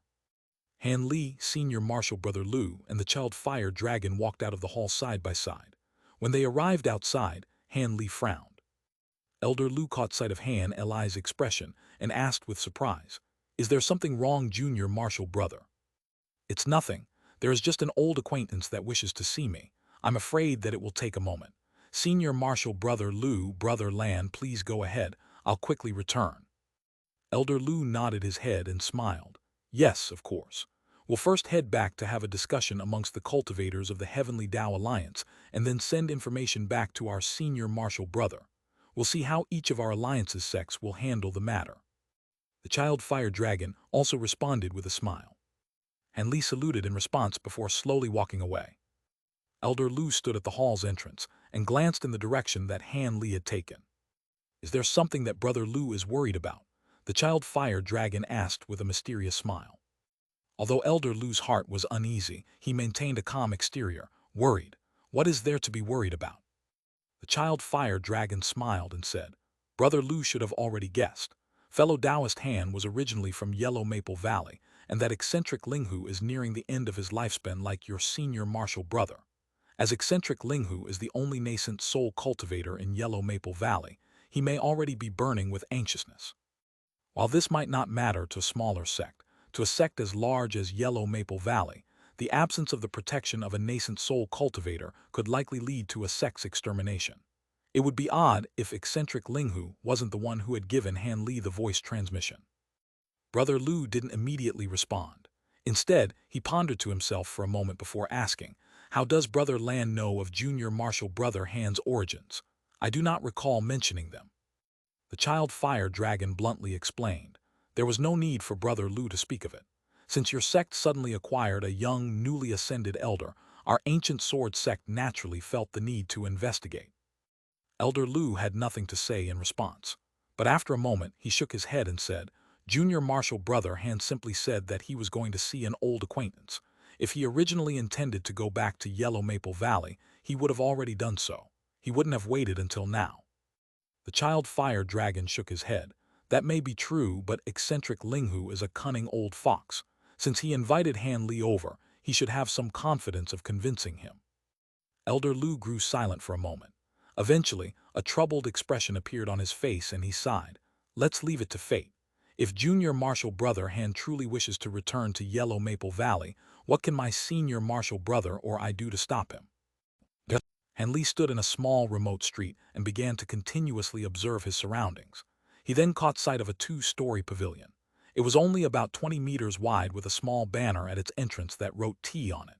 There were two yellow-robed Foundation establishment cultivators standing there. Han Li smiled for a moment before approaching it. When the two saw Han Li walk over, they respectfully saluted him. "Greetings, Senior Han. Martial Ancestor is respectfully waiting for you." Han Li nodded his head and wordlessly entered. The entire building was extremely quiet as if there were no one there. Han Li hesitated before climbing up to the second floor. As a result, he found someone calmly waiting for him. He was wearing yellow robes and had a sallow complexion. He was Ancestor Linghu, who he has just seen previously in the hall. He was currently sitting at the octagonal table in the center of the room and was currently sipping on a cup of tea. Han Li's gaze flickered and he walked forward without hesitation. He silently took a seat across from Ancestor Linghu, noticing that there was a teacup that had already been prepared for him. Ancestor Linghu said nothing. He simply waved his and caused the teapot on the table to float. It poured some tea in the cup in front of him before floating back down. Eccentric Linghu narrowed his eyes and glanced at Han Li. He slowly said, "The spirit tea here is good. Will you not give it a taste?" Han Li smiled and brought the cup up his eyes, glancing at the clear green liquid within. Han Li then took a sip and said, "It is quite decent. It is truly a grade higher than common spirit teas." Eccentric Linghu put down the tea and chuckled. He unhurriedly said, "It seems fellow Taoist Han is also one fond of tea. It seems I was right to meet you here." Holding no intention to speak in circles, Han Li bluntly said, "Surely you didn't invite me here only to sample this spirit tea. If you have something to say, then say it." This ancestor, Linghu, clearly recognized him. Han Li could already guess why he was invited here. "Since fellow Taoist is so impatient, I won't speak in circles. Would fellow Dan be willing to return to Yellow Maple Valley as an elder?" Ancestor, Linghu calmly spoke as if he were speaking of a minor issue. Return to Yellow Maple Valley. Han Li didn't reveal the slightest change in expression and simply looked down at the teacup in his hand. A bright glint shined from Ancestor Linghu's eyes and he slowly said, "Needless to mention how you were treated wrongly in the past, I must tell you that my lifespan is running short. I only have 20 years more at best before I expire. So long as you return, Yellow Maple Valley will be yours. Surely you wouldn't have held on to some minor grudge for so long." Han Li raised his head and stared at Ancestor Linghu. He shook his head. I no longer care about the matters of the past. If I found myself in your position, I would perhaps do the same. However, I am currently an elder of the Drifting Cloud sect. I have no intention of joining your sect. Fellow Taoist Linghu, you had best find another cultivator. Ancestor Linghu coldly smiled. Of course I know you've joined the Drifting Cloud sect. However, the Drifting Cloud sect still has 2 other elders. Do you not have to share control? Wouldn't you be happy to be the sole holder of power? Han Li pursed his lips, forming a faint sneer. I believe you misunderstand. I didn't enter a sect for authority. I merely wish to find a suitable place for cultivation. I have no interest in control over a sect. Ancestor Linghu frowned, but he soon regained his calm. Fellow Taoist Han doesn't realize how beneficial it towards your cultivation to be the sole power over a sect. Not only will you not have to trouble yourself to find rare medicines and materials, you will gain an incomparable status in the cultivation world. Moreover, don't you have the slightest interest in your past sect members? Many cultivators of your generation are still within Yellow Maple Valley. If there isn't a nascent soul cultivator to protect them, they may as well be extinguished in a single night by a coalition of other sects. Who knows what will happen to them? Ancestor Linghu had finally begun to appeal to emotion. And Li smiled and carelessly said, I have no lack of spirit medicines and materials as a Drifting Cloud sect elder, and how could I care for something as hollow as status and reputation in the cultivation world? As for the death of the sect, it had always been a common occurrence. No matter how long the sect existed, they eventually disappear with their legacy lost. As for my old sect members, I will not be involved with them. May fate treat them kindly.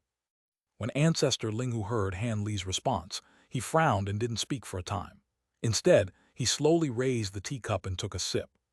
He then said, Fellow Taoist Han, this is obvious to me, but I'm very much unlike you. I've spent over 1,000 years overseeing Yellow Maple Valley, and I've grown extremely attached to it. I don't wish for its legacy to be severed once I die.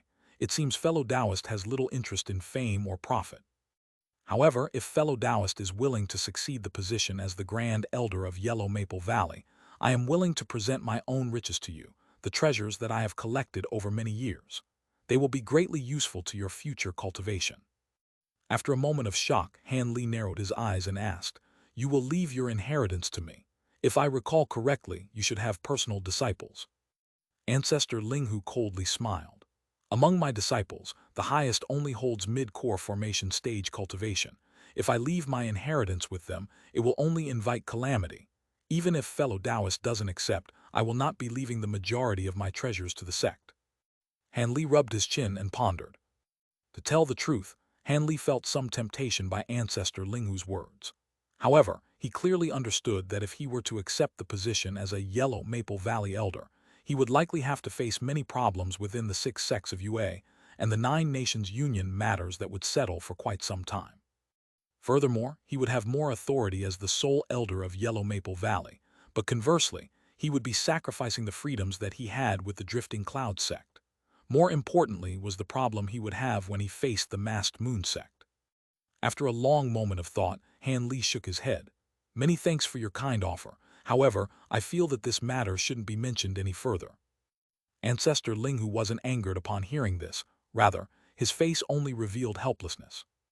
Ancestor Linghu sighed and said, Since you've refused these conditions, it seems fellow Taoist Han is unwilling to be involved with the 6 sects of UA. If that's the case, I have another proposal. Han Li's expression stirred with curiosity. Another proposal. Ancestor Linghu bitterly smiled. Since fellow Taoist doesn't wish to be an elder of Yellow Maple Valley, how about I give you 3 treasures in exchange for 3 requests for help from Yellow Maple Valley? Of course, these requests will be within your capabilities. After a moment of thought, Han Li quickly nodded his head. 3 requests within my capabilities. I can accept those conditions. Ancestor Linghu wore a faint smile on his face and placed 3 items on the table. It seemed he had prepared them beforehand. Without another word, Han Li's eyes wandered onto the 3 items on the table. There was a small shiny blue shield, a red jade bottle, and a jet black jade pendant. Showing no restraint, he grabbed onto the small blue shield. When the small shield entered his grasp, it grew soft and light as if nothing was there. He examined it more thoroughly in surprise, still not knowing what it was refined from. Ancestor Linghu glanced at the blue shield with reluctance. This is an ancient treasure I acquired in my youth. It has accompanied me for a long while. I simply call it the Bluelet Shield. Its abilities are powerful, particularly with regards at resisting fire attribute attacks. You will find this to be true when you test it. Han Li stroked the shield for a moment before returning it to the table. From how strange the treasure appeared, Ancestor Linghu's words should hold true. He then grabbed onto the red jade bottle. In the past, I snuck deep into the Mulan Plains and exterminated a grade 7 Ironwing demon beast. That bottle contains its core, an incredibly rare material. It will have no shortage of uses. A grade 7 demon core. Han Li inwardly sighed, but he displayed no change in expression. Although grade 7 demon cores were extremely rare items in the heavenly south, they were of little value to him. As a result, he smiled and opened the medicine bottle. After taking a glance at it, he put it back in its original location. His eyes then turned to the last item on the table. This time, Ancestor Linghu simply wore a strange smile instead of taking the initiative to introduce it. Han Li's gaze silently wandered around the jade pendant. After pondering for a spell, Han Li doubtfully asked, "This jade talisman was something that was refined by ancient cultivators."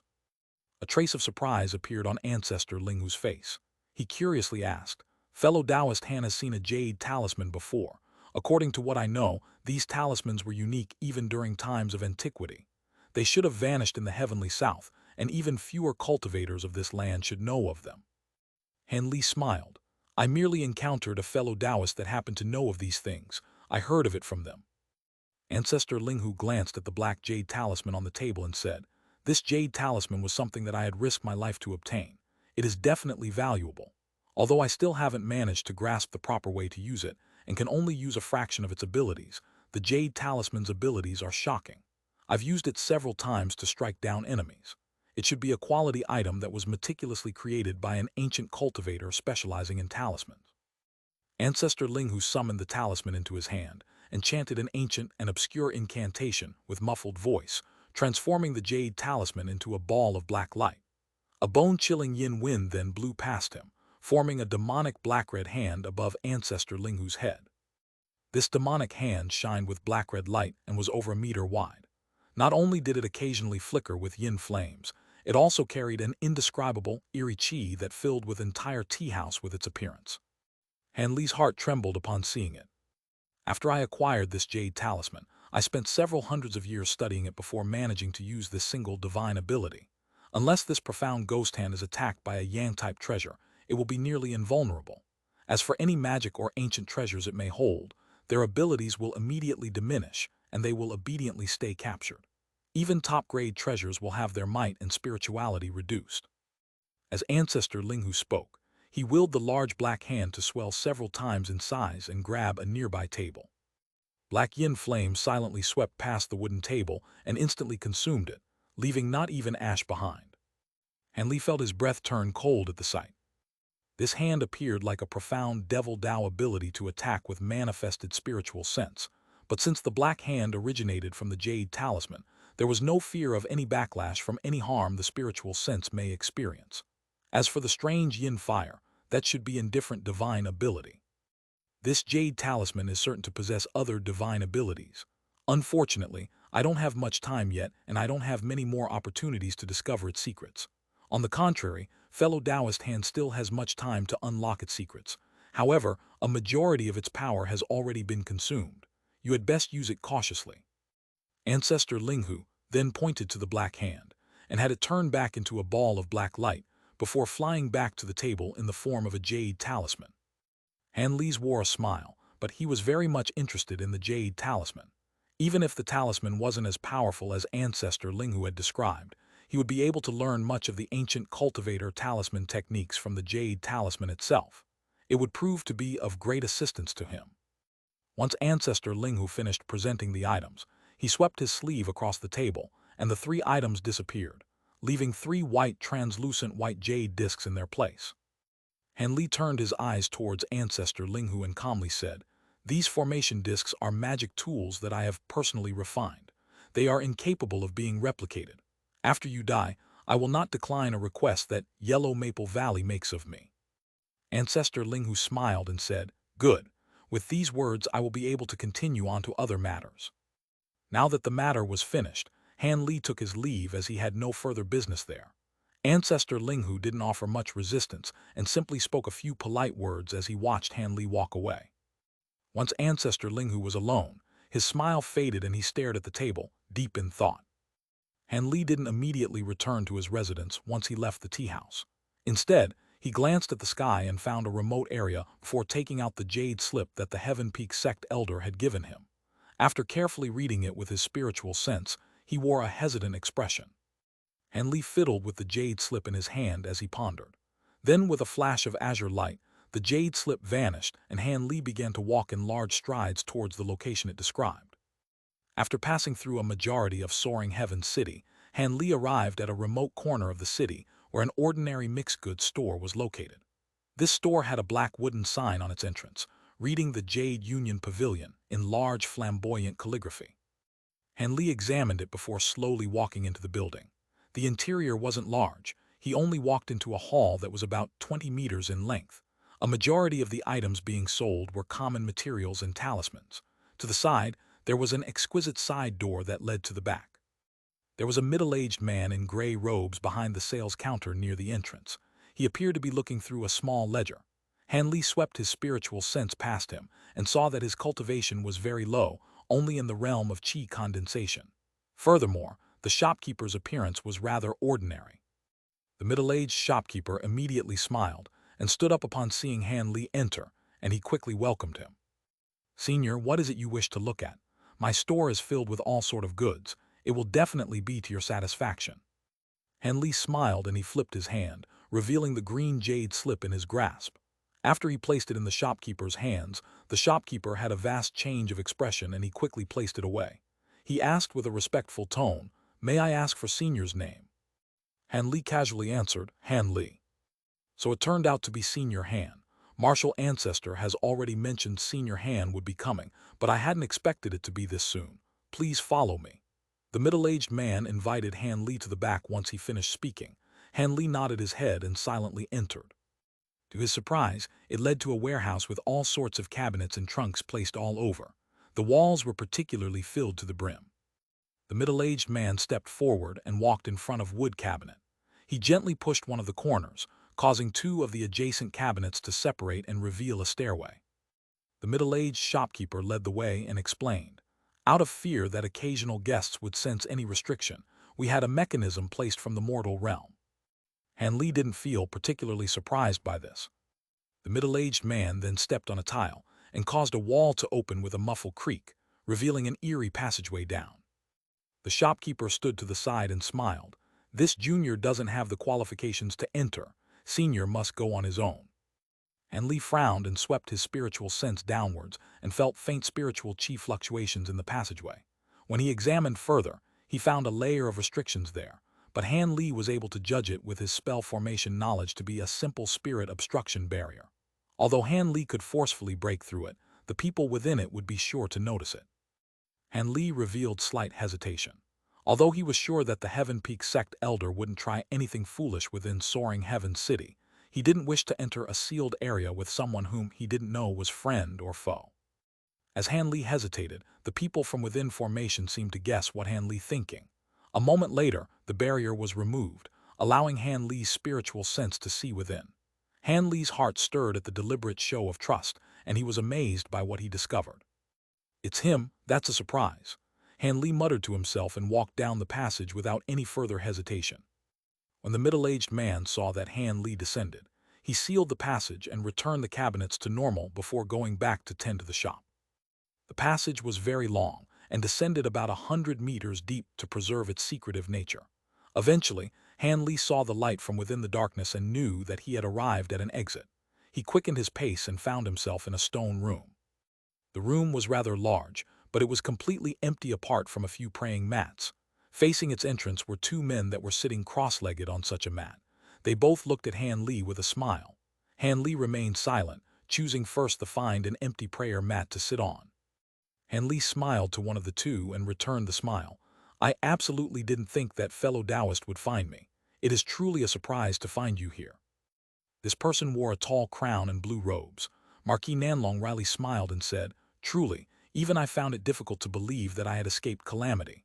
When we separated, I believed I had escaped, but they had tracked me down using a secret technique.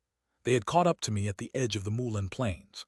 However, the heavens favor the persistent, and I later found a group of high-grade spell warriors that were looking for us.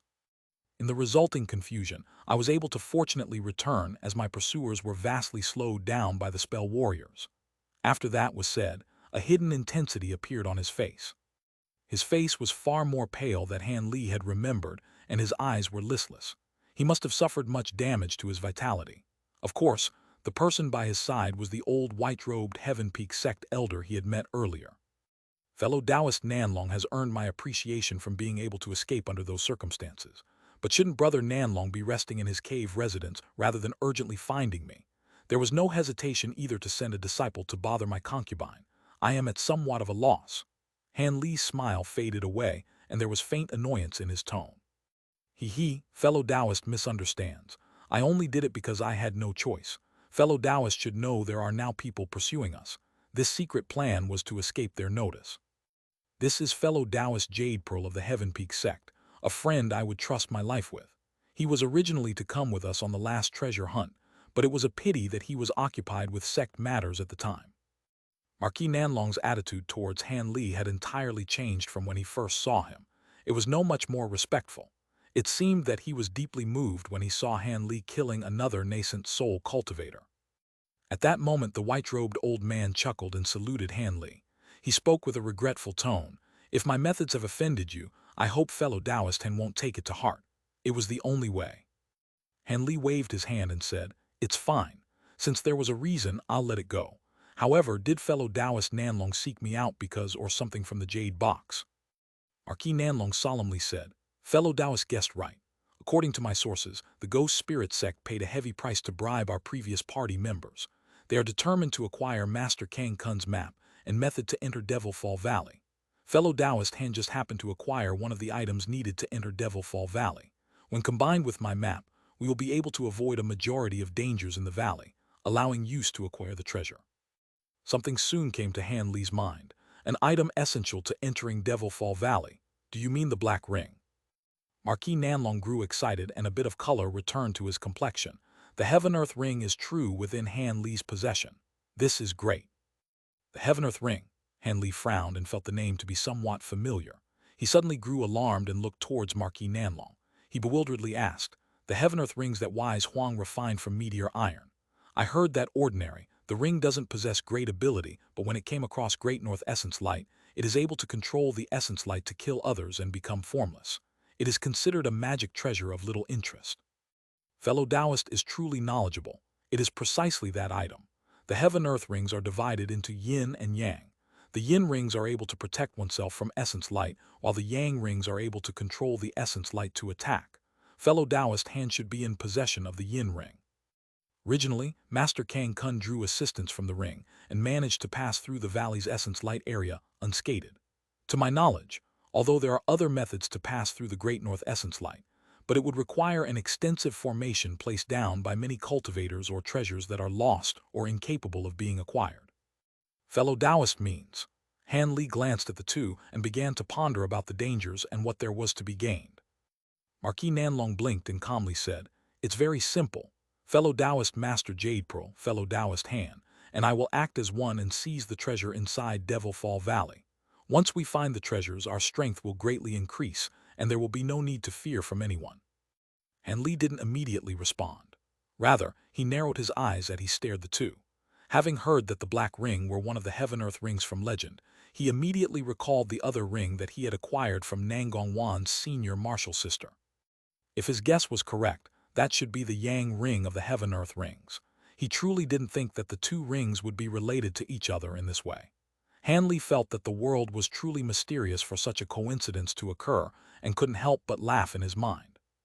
He sighed and wore a hesitant expression. "From what you've said, fellow Taoist Nanlong seems to already have a means to enter Devil Fall Valley. With the assistance of the Heaven-Earth Ring, what are the chances of leaving alive and with treasure? Devil Fall Valley is known to be the most dangerous place in the heavenly south. It is no laughing matter, and I have no wish to meeting my death there and becoming feed for any passing animal." When they heard Han Li's words, the two glanced at one another. A short moment later, Marquis Nanlong spoke with a deep voice.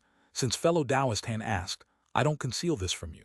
According to what Master Kang Kun left behind, Devil Fall Valley is still an extremely dangerous place.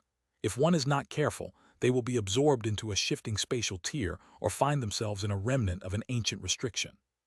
Tell the truth, there will be no problem entering. We have an almost certain chance of safely entering, but if it's hard to say when we're searching for treasure. The more dangerous the area, the higher likelihood of getting treasure. Even Master Kang Kun is unsure what we will find within these areas. Because Master Kang Kun suffered extensive damage to his cultivation at the time, he didn't treat deep into the center of Devil Fall Valley. He simply found a few treasures around the outer area. However, this also illustrates there are truly treasures within the valley that had been left behind from times of desolate antiquity. By braving these dangers, we will be certain to return with vast rewards. At the end of his words, his voice seemed to carry a tone of temptation. Master Jade then said, Of course, if fellow Taoist is truly unwilling to brave the danger, you can simply give the ring to us. However, we'll only be able to give you a few spirit stones.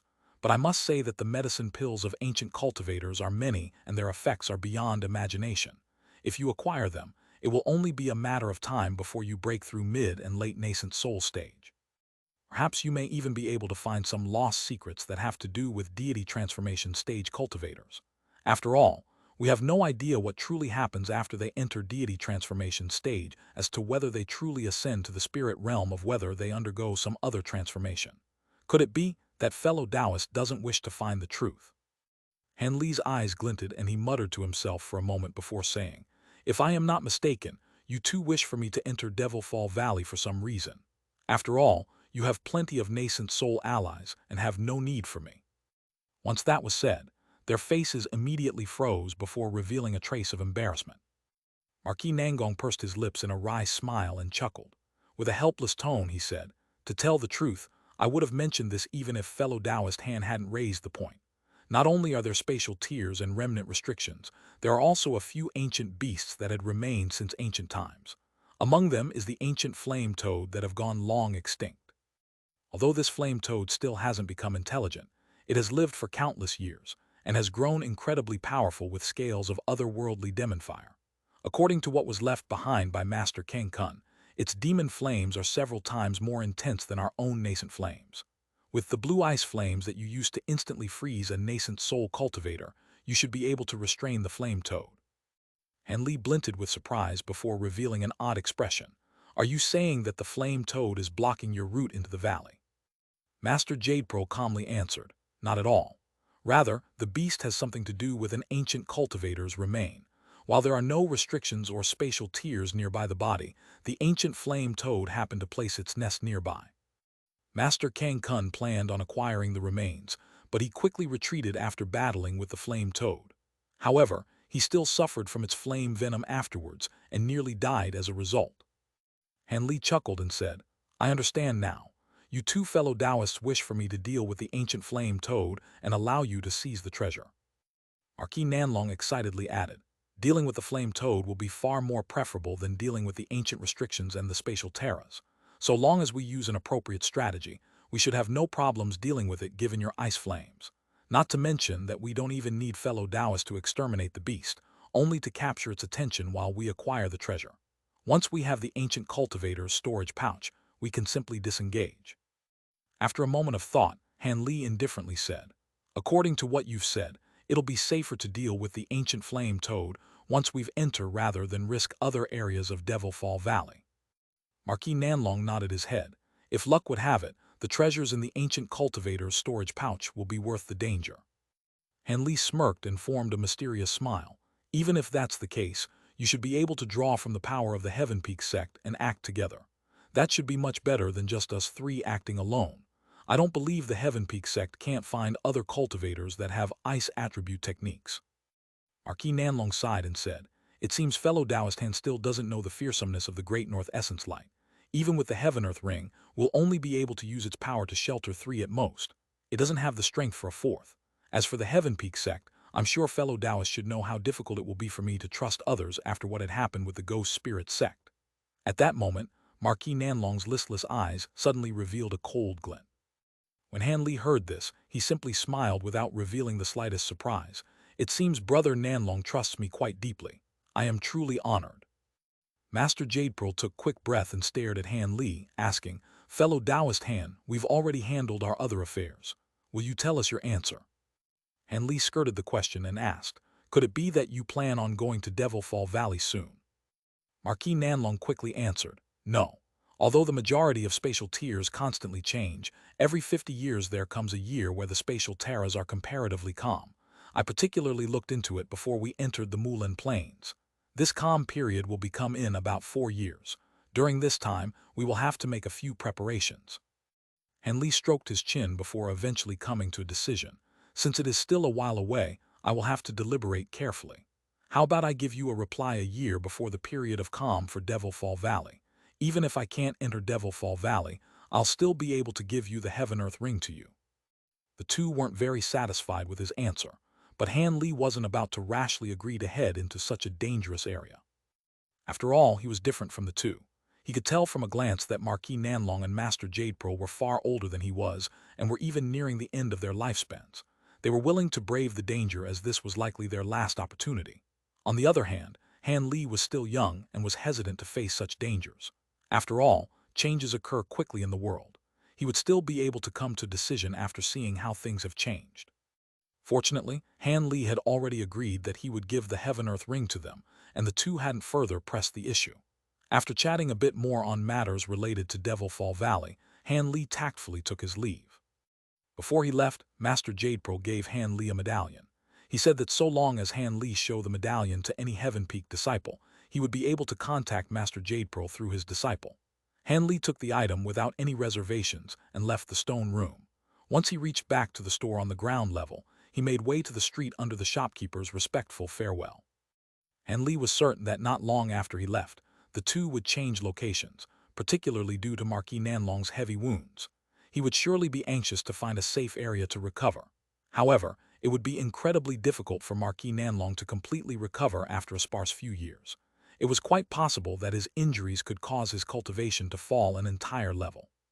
Han Li inwardly shook his head and tossed the matter to the back of his mind before calmly heading back to his residence. The matter of Devil Fall Valley was still quite a distance away, but the invasion of the Mulan Spell Warriors was happening now. It wasn't something that he'd be able to avoid. Han Li began to consider this matter as he slowly disappeared from view. Once Han Li returned to his residence, he found Senior Marshal Brother Lu and the Child Fire Dragon waiting for him in the hall of the first floor. Mu Paling was currently sitting to the side, just like one would expect of a hostess. When she saw Han Li enter, she immediately stood up and said, "My lord, Senior Lu and Senior Lan have been waiting for you for quite some time. Did something happen?" Han Li gave Mu Paling a rare smile and gently said, "It's nothing. You can go up first and rest. I'll be having a proper chat with my two senior martial brothers." "Yes, my lord." Mu Paling gave a charming curtsy and climbed up the stairs without another word. When Han Li glanced at her from behind, he felt satisfied at the woman's intelligent response, but when he recalled the matter with Nangong Wan, he couldn't help but sigh. When Lu Luo saw that Han Li had returned in such an excited mood, he teased, "What? Does Junior Marshal Brother Han finally have desire for children?" Han Li smiled and sat down beside the two. He calmly said, "He, Senior Marshal Brother jests. Since you two are here, it must be about the treaties meeting earlier today." Lu Luo slowly said, "Junior Marshal Brother guessed correctly. It is about the Mulan invasion. We've already delivered the news to the other sects in the Alliance, and the matter has spread to our fellow Alliance members in the city. A majority of these fellow Taoists are willing to send reinforcements in acknowledgement that the matter will not be solved by hiding. They are willing to assist the Nine Nations Union in resisting the Mulan vanguard. Of course, these nascent soul cultivators will require a sizable amount of spirit stones as compensation. I'm sure the Nine Nations Alliance will be more than willing to pay. After all, the Mulan are a fearsome opponent, but it is true that the Nine Nations Union does bear the brunt of the invasion." Han Li nodded his head and spoke with slight puzzlement. "Since that's the case, what is there to discuss? Although I've reached nascent soul stage for only a few years, I'm still capable of fighting enemies." The Child Fire Dragon then spoke with a solemn expression. "Fellow Taoists might not know that a group of righteous and devil Tao cultivators paid us a visit and spoke of a few matters. I feel that it is reasonable to tell you what they said." Han Li blinked several times before wearing a mysterious smile. "What did they say?" Don't tell me that they said the Nine Nations Union was using this as an opportunity to weaken the other three powers. Luluo replied with a wry smile. Junior Marshal Brother Han is truly intelligent indeed to have guessed correctly after only a moment.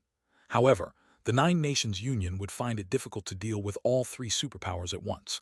It is quite possible that they will ally with one or two parties and take down another. This isn't something that our Heavenly Tao Alliance is willing to see happen. The cultivation world will become unstable when the Mulan spell warriors retreat. Our alliance cannot allow this to happen and upset the balance of power. Han Li smirked and calmly asked, "Oh, you mean?" The child fire dragon said, "It's quite simple. Although the three superpowers will listen to the Nine Nations Union for the time being, we will not allow them to weaken any of us. We had discussed this together with the devilish and righteous Tao, and we came to a conclusion to have further discussions on some rules tomorrow in the official hall. At the very least, the Nine Nations Union will be forced to send their own elders into battle alongside ours, instead of covertly weakening our nascent soul cultivators. We will require Junior Marshal Brother Han along with the other cultivators to back this proposal." Han Li replied without further thought, "It is no problem. I also have no wish for cultivators to secretly plan behind my back while I fight spell warriors." Luluo sighed and said, "That is good.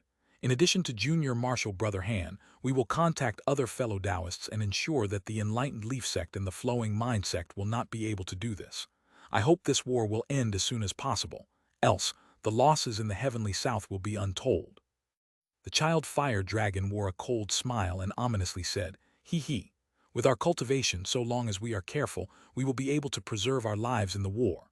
In the last Mulan invasion, I managed to slaughter a good number of spell warriors.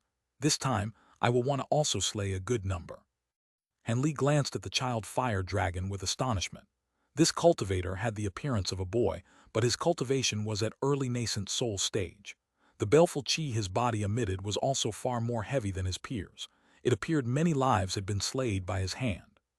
The three chatted a bit more about the concrete details for tomorrow's discussion, and had a few brief words on the sudden appearance of the huge beasts and the strange spell warriors before they departed. When Han Li saw the two to the residence's entrance, Luluo hesitated for a moment before asking Han Li, "Junior Marshal Brother, did anything happen from your meeting today with your old acquaintance?" At that moment, Luluo was staring at Han Li's face as if wishing to see if he would betray anything from his expression. Han Li blinked and calmly answered, "Nothing happened. We merely discussed about the past." "That is good. I am relieved." Luluo felt most of his worries disappear with his response, and happily said a few more words with Han Li before leaving with the child fire dragon. Han Li stood in front of his residence and watched the two enter another building nearby, presumably to meet with another cultivator. It appeared that the two had been assigned a duty within the Heavenly Tao Alliance. Otherwise, the devilish and righteous Tao representatives wouldn't have sought them out. Han Li stroked his chin and pondered for a moment before going back inside. The second day of discussions had nearly double the number of nascent soul cultivators. In addition to the elders of the three superpowers, there were also a few vagrant cultivators. This sudden change had caught the hosts of the conference, the Flowing Mind Sect's Lady Qi and the Enlightened Leaf Sect's Kun Peng, off guard. They had been forced to agree to the many cultivators' conditions regardless of what they had in mind previously. The most important of these conditions being that high-grade assignments must be participated by an equal share of cultivators among the four powers, avoiding any machinations the other powers may have in store for another. Han Li had been particularly surprised to see that the coalition of nascent soul cultivators from the Heavenly Tao Union, after being informed by Luluo and the child fire dragon, had already came to decision to ascend nascent soul elders and core formation cultivators to support soaring heaven city. Of course, since they were still quite a distance away, Luluo and the other cultivators already present would have to delay the Mulan invasion in the meantime. And for the purposes of being fair, those that acquired vast merits in battle would be allowed to return to their sects once reinforcements arrived, and will not be required to participate in any later battles, as the incoming cultivators would take their place. Additionally, whether it be the child fire dragon, Luluo, or any others, all the cultivators in the hall have each been assigned various duties to support the front line. Han Li and the other two nascent soul cultivators were leading a party of 8 core formation cultivators to provide support to a strategic location on the border of the state of Yu. It was one of the tensome vital points along the border that would be a target of the Mulan invasion. If these points remained uncaptured, the Mulan wouldn't be able to truly hold any land going forward for fear of attack. As for the Nine Nations Union, their current strength wasn't enough to launch a decisive battle against the Mulan. They could only rely on favorable conditions and meticulously placed grand formations to gradually delay the Spell Warriors' main army. Else, given the speed of the high-grade Spell Warriors, they would have been able to reach Soaring Heaven City in only a month. The army of the Spell Warriors have yet to reach the strategic location that Han Li was assigned to protect. However, there was only one Nine Nations Union nascent soul cultivator amongst the high-grade cultivators that were guarding it. It appeared that in the past invasions, a single nascent soul cultivator was enough to contend against a number of spell warriors with the support of the restrictions in spell formations. However, this was nowhere near enough to top spell warriors' current attacks. As for the other nascent soul cultivators, there was Old Man Ma from the Righteous Tao's Grand Pavilion, a lean old man with a healthy appearance, and there was also the green-robed old man that he saw the other day in the discussion hall named Gu Xiongpu. Although he only had a single spirit beast pouch at its waist, Han Li felt uncomfortable from the qi that it faintly emitted. It appeared that it was quite unordinary. The two of them possessed similar cultivation to Han Li, at early nascent soul stage.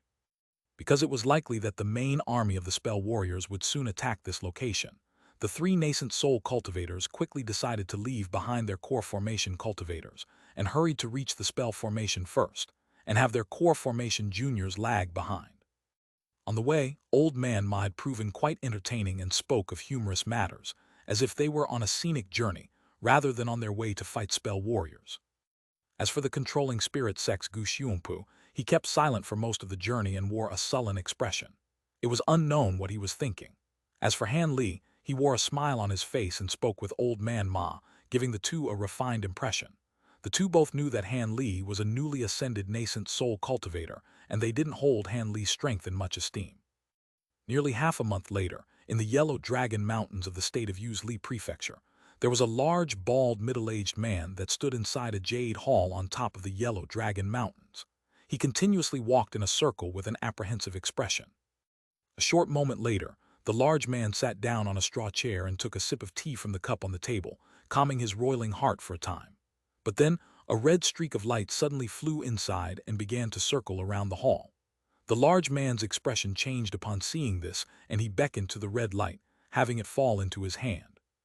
The light burst into raging flames upon touching his hand, and the large man sunk his spiritual sense within them. His expression immediately turned unsightly. Silence filled the hall for a time, and his expression grew ashen.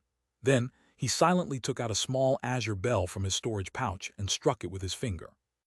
A melodious ring filled the entire hall, with unceasing echoes returning from a distance. Soon, the ring spread to the entirety of the Yellow Dragon Mountains, and the jade buildings on top of the other peaks began to flourish with lights of every color. Then cultivators wearing various clothing hurriedly flew out from these buildings as if practiced.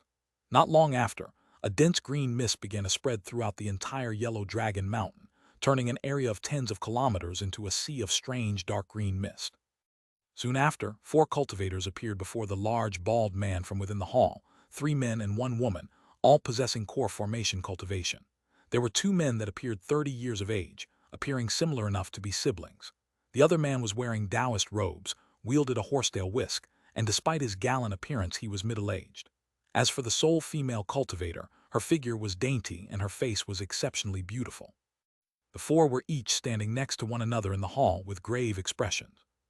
With an expression of disbelief, the female cultivator hesitantly asked, "Senior Lu, is it true that a spell warrior army has arrived so quickly? From what we heard last time, wasn't it only supposed to be a squadron of spell warriors? And what happened to Senior Bu? Could it be that in a mere week the Heaven Wind Storm formation was destroyed even under the guard of Senior Bu? Is this not a misunderstanding?" This Lu Chinese letter is different from the past 2 Lu's Master Jade Pearl Chinese letter Lu Weiying, Lu Luo that have been encountered. They're homophones. The bald man coldly smiled and grimly said, "Misunderstanding. I would think that also were it not for the fact that Hunchback Bu had personally sent me the message. He even mentioned that he sustained heavy injuries and was about to soon arrive at our Yellow Dragon Mountains along with a few of his defeated garrison. This is by no means a misunderstanding. We will have to face the enemy alone without any reinforcements." When the 4 core formation cultivators heard this, They could only glance at one another with a bitter smile and acknowledge him. Following that, the large man gave each of the four their orders in preparation for the oncoming battle, but suddenly yet another streak of red light flew into the building. The cultivators in the room were stunned by the sudden appearance. The large man grew still and reached for the sound transmission talisman without any hesitation. As a result, the talisman bursted into flame and clearly transmitted its message to him, causing him to wear an odd expression. The female cultivator couldn't help but ask, "Senior Lu, what's the matter? Spell warriors have already arrived." When the other three core formation cultivators heard this, their expressions all grew tense. The large man grinned. Suppressing the excitement in his heart, he slowly said, "No, our reinforcements have arrived. 3 nascent soul fellow Taoists have arrived outside the Grand Formation. Quickly, head out to welcome them and invite them inside." Immediately, the 4 core formation cultivators revealed delight and promptly accepted the large man's orders with a salute.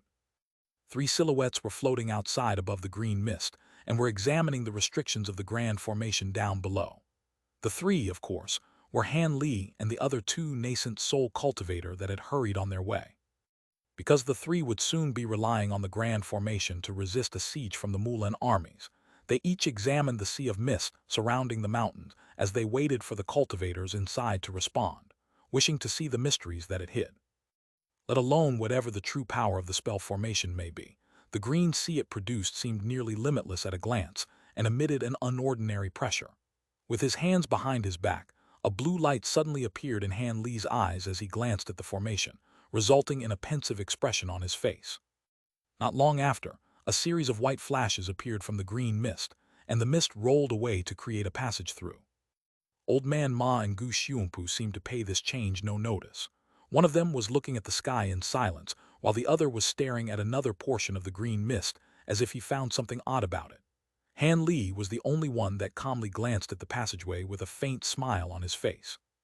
A short moment later, 4 streaks of light shot out from the passageway, revealing themselves to be the 4 core formation cultivators from before. The gallant middle-aged cultivator in Taoist robes respectfully saluted the 3. "Juniors pay their respects to these seniors. May we know of your venerable names?" When Han Li saw that the 2 had no intention of speaking, Han Li smiled and took the initiative to introduce themselves.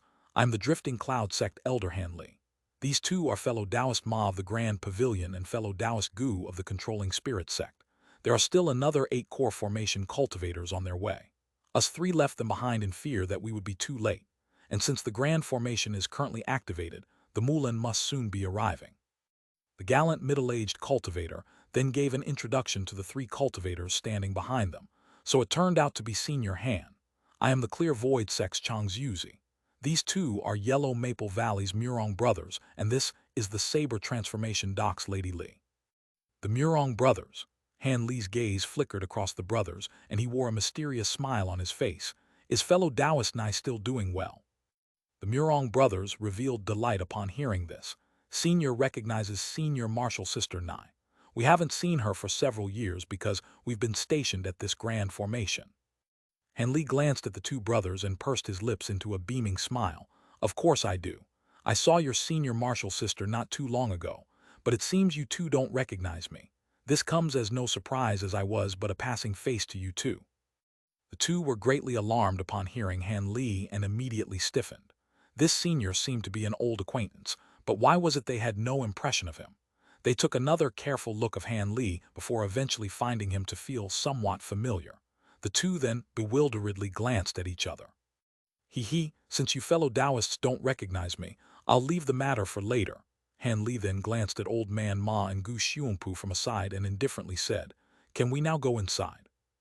Chang Zuzi felt somewhat baffled by the previous scene, but he roused upon hearing Han Li and hastily agreed. "Of course. Seniors, please follow me. Senior Lu is eagerly waiting for you in the main hall." Afterwards, the 4 core formation cultivators led the way as they flew through the green mist. Not long after, the passageway within the roiling green mist quickly closed once more. A short moment later, Han Li and the others appeared within the hall before the large bald man. When the bald man saw the 3, his stern expression was replaced with a smile. "I welcome you 3 for supporting our defenses. Aren't you Brother Ma and fellow Taoist Gu? As for this young fellow Taoist, who might you name be?" Upon seeing Han Li, The large man felt him to unfamiliar and he curiously examined him. Old man Ma chuckled and said, "It is no surprise that Brother Lu doesn't recognize him. Fellow Taoist Han just condensed his nascent soul a few years ago. His future prospects are limitless." A trace of disappointment momentarily appeared on the large man's face when he heard that Han Li was a newly ascended nascent soul cultivator, but he soon wore a grateful expression. "Oh, so it turned out to be a newly ascended fellow Taoist. It is no wonder why I've never seen you before. But regardless of how it is said, I'm most grateful for your support. I fear that we would have fallen in merely days had you not arrived." The bald man's momentary lapse hadn't escaped Han Li's notice. However, he simply smiled in silence and didn't betray the slightest discontent. The bald man then spoke of a few past matters, before moving on to the difficult situation that was currently facing them. Skipping further pleasantries, the large bald man bluntly said, "You three fellow Taoists arrived just in time. I just received information that an army of spell warriors attacked fellow Taoist Bu's Sky Terrace Valley and are coming here in passing. In less than half a day, our defeated allies from Sky Terrace Valley will arrive. I hope when the time comes, you three fellow Taoists will be able to rescue them." Showing not the slightest dissatisfaction at the request, Old Man Ma said, "This will be handled. It is but a trivial affair. I'll be able to do it myself, so there's no need for fellow Taoist Han and Brother Gu to act." This caused Han Li and Gu Xiongpu to glance at each other with slight surprise. The old man twirled his beard and wore a mysterious expression. "Fellow Taoists, don't be surprised. It isn't that I wish to show off, but there is a recently acquired treasure that I wish to test. Surely you won't fight me on this." Gu Xiongpu chuckled and indifferently said, "He. Fellow Taoist Ma must feel confident. I'll definitely leave it to you." "That's good. Let's have fellow Taoist and Brother Gu take a rest first and leave it to fellow Taoist Ma. However, I'll have the Murong brothers accompany fellow Taoist Ma on the trip. The two have cultivated the lightning bind spell technique. It should prove quite powerful." The old man had no intention of opposing him. After all, having allied accompaniment in an unfamiliar area was proper conduct. Afterwards, Old Man Ma and the Murong brothers immediately set off to receive the defeated 9-nation cultivators. As for Han Li and Gu Xiongpu, they were led inside the hall by the remaining 2 core formation cultivators and were given a place to rest for the time being. Along the way, Han Li and the old man separated, and Han Li was led to a small, serene building by the young woman. The dainty woman pointed to the building and stood to the side as she spoke. "Senior Han, this place is normally strictly prohibited from low-grade disciples. It should be an optimal place to meditate. Senior may rest here." "It is quite good." Han Li nodded with a trace of satisfaction on his face. The woman didn't immediately depart. Instead, she hesitated and asked, "Senior, is fellow Taoist Nai Yin doing well? I haven't seen Senior Marshall's sister in a long time." With some surprise, Han Li shot the young woman an appraising look and calmly asked, "What, are you familiar with young Lady Nai?" At that moment, Han Li discovered that, although the woman felt somewhat familiar despite being the first time he had ever seen her, he unconsciously developed a good impression of her. As Han Li gazed at the woman, she began to feel slightly apprehensive and upset, and her complexion turned scarlet. "I was able to enter the Saber transformation dock in much thanks to Senior Marshal Sister Nai's recommendation," the dainty woman explained with a lowered her head. "How could I not be close with her?" Yingning, Li Yingning. When Han Li heard this, he couldn't help but reveal an astonished expression. Li Yingning unconsciously raised her head and astonishedly asked, "Has Senior heard my name before?" Han Li didn't answer the woman and simply took a deep breath before asking, "What was your mother's name? What country did she come from?" The woman hesitated for a long while, debating inwardly whether or not the information should be hidden. Something then came to her mind and replied, "My mother's name was Mo Yuju. She came from the state of Yue. Why does Senior ask this?" After a moment of silence, he said, "Do you still have the passing spirit Jade pendant?" "I do have it. I've kept it close at hand ever since I was small." After she replied, she blushed underneath his stare and turned around. She fumbled within her robes for a moment and turned around with a white jade pendant in her hand. Han Li beckoned to it as soon as he saw it and had the jade pendant fly into his hand. Once he rubbed the smooth surface of the jade pendant, Han Li let out a long sigh and wore a listless expression. "You should realize who I am now," he said after a long while. "What did your mother say of me?" He examined the woman once more and eventually found a trace of Mo Yuju's resemblance after knowing what to search for. Although her beauty was somewhat less than her mother in her prime, he could still find a similar trace of country-shaking beauty. With a wavering expression, Li Yingzhu muttered, "In the past, Mother didn't speak much of you. I only heard that she had a close friend who gave me a congratulations present at the time, a cultivator. After I entered the cultivation world, I attempted to find the gifter of this jade pendant several times, but I found no information. I didn't expect that Senior gave it to her. After all, Senior is a drifting cloud sect cultivator." Han Li stroked his nose and Riley smiled. "I only recently entered the drifting cloud sect several years ago. In the past, I was no longer able to remain in the state of UA, so it is no surprise that you've heard nothing of me. How was it you were able to enter the Saber transformation dock? It is reasonable to say that it would come to no surprise if you joined the controlling spirit sect." Li Yinju blinked in astonishment and asked, "Why would that come as no surprise if I were a disciple of the controlling spirit sect?" With a tone of surprise, Han Li asked in turn, "You didn't know about your father's affairs?" The woman's expression grew dim, and she forced a smile. "I know little of my father. From my earliest memory, my grandfather and my father died from unknown causes, and I lived alone with my mother. She brought me away from the state of UA, and we wandered for a long time before finally arriving within the territories of the Nine Nations Union." Han Li nodded his head as if he had suddenly realized something. "So it was like that. It seems that your father and mother were caught in the crossfire of the Devil Dao's inner struggle. After all, the Ghost Spirit Sect were the ones who had ended up controlling the state of UA, not the controlling Spirit Sect. An internal struggle amongst the Devil Dao." The woman seemed confused by what Han Li had said. Han Li didn't further elaborate upon seeing this, and instead returned the jade pendant to the woman and smiled. "This passing spirit jade has followed you throughout many years, so naturally I won't be taking it from you. Before I entered the world of immortal cultivation, I was your mother's senior martial brother of sorts. You may call me Marshal Senior Han in the future." Still puzzled, the woman blinked several times with large eyes, but she still softly shouted, "Marshal Senior Han."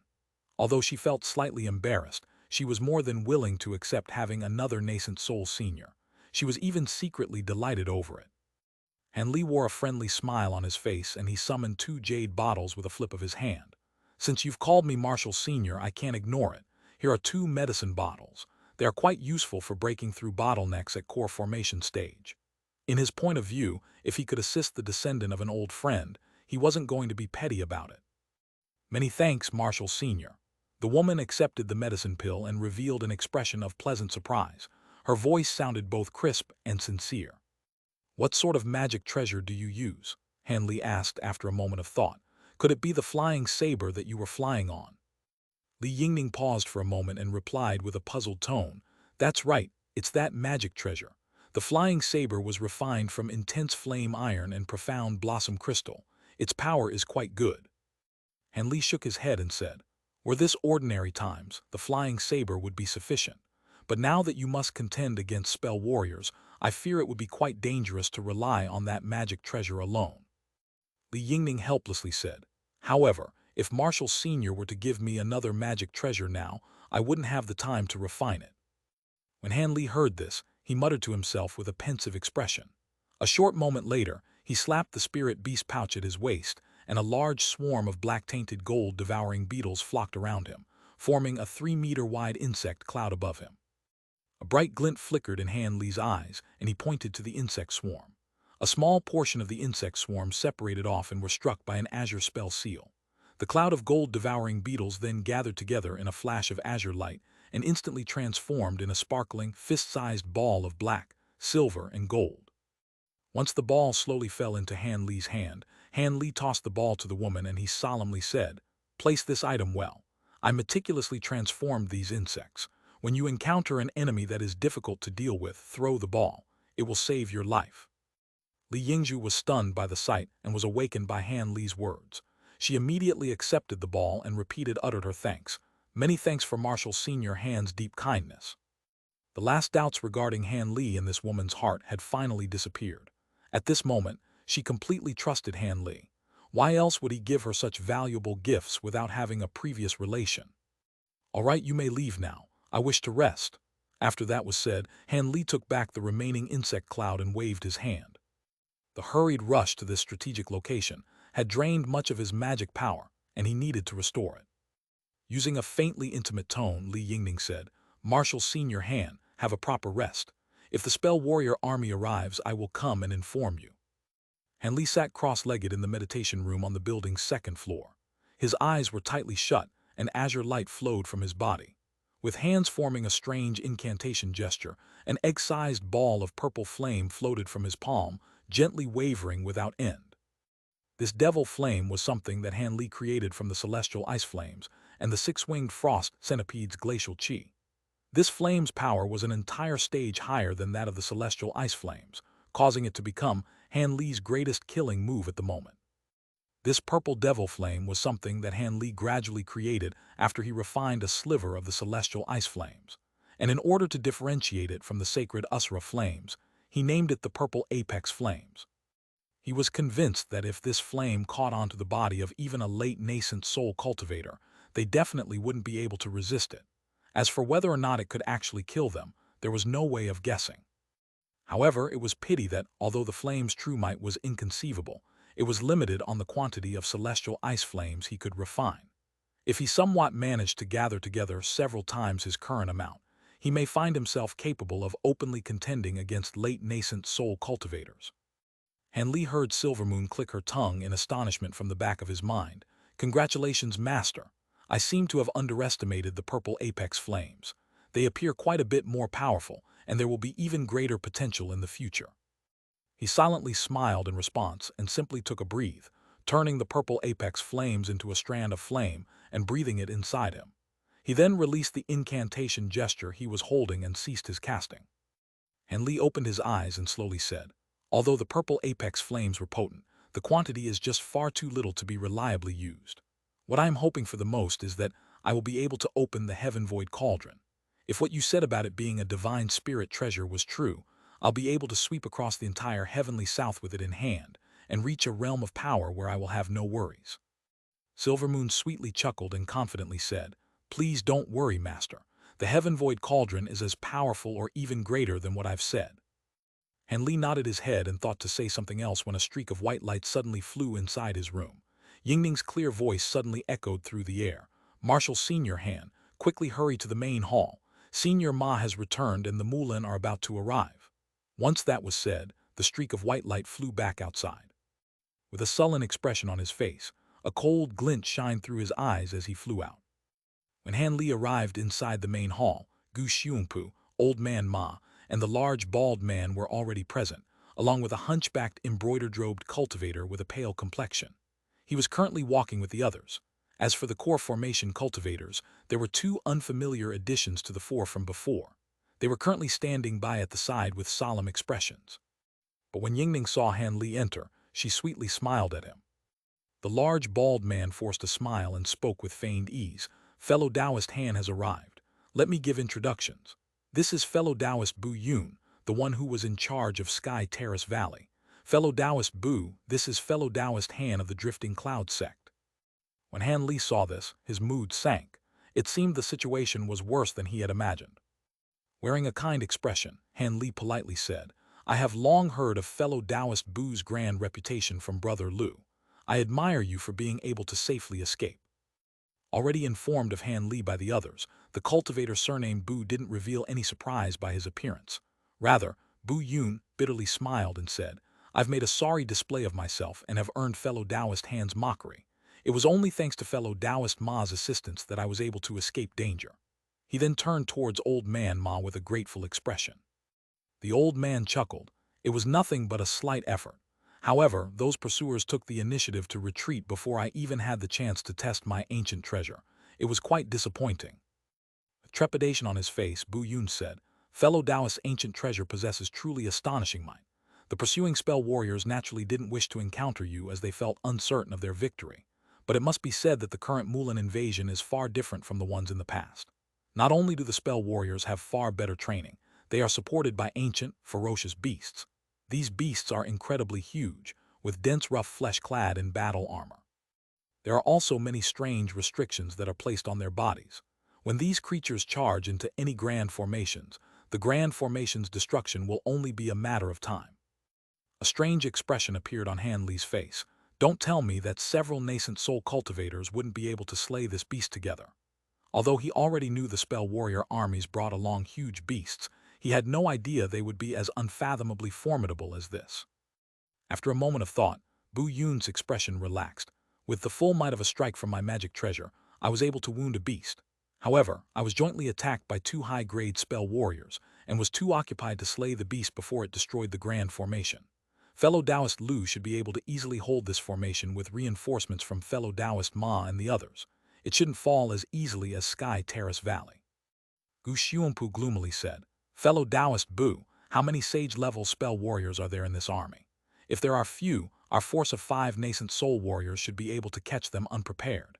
Even if we can't slay 1 or 2 of their nascent soul-grade spell warriors, we should be able to gravely injure them." Bu Yun sighed and said, "I'm afraid I must disappoint Brother Gu. I spotted one of the strange spell warriors that had been earlier described together with 2 of the sage-level spell warriors. While that strange spell warrior didn't attack, his body carried an extremely strange aura, perhaps due to some transformation. Moreover, I suspect there were more high-grade spell warriors hidden amongst their army." The large, bald man nodded. "So it seems that we still have much to ponder if they're hiding their strength. If they are too powerful, we will have to drag them into the grand formation. In any case, our main objective is only to stall for time." Gu Xianpu frowned, appearing dissatisfied with this decision, but he didn't press the issue. Neither Han Li or Old Man Ma raised any objections as well. As a result, the large, bald man had Chang Zuzi lead Bu Yun to a meditation room to recover, and had Yingning and the others make arrangements for the rooted Sky Terrace Valley cultivators as well added them to the garrison. The large man's thorough arrangements were much to Han Li's approval. The 9 Nations Union had sent this man to guard this location for a reason. At that moment, the rumbling sounds of a drum could be heard from a distance. Additionally, the sounds began to echo like rolls of thunder. Those in the hall grimaced at its appearance. Suddenly, a layer of frost seemed to exude from Old Man Ma's face. With killing intent contained in his voice, he said, "It seems the Mulan have arrived. They were only a step behind us." The large, bald man cupped his fist to Han Li and the other 2 nascent soul cultivators. "That's fine. Let us test them first and see if the army of spell warriors have any formidable characters to speak of. For now, I'll have to trouble you 3 fellow Taoists."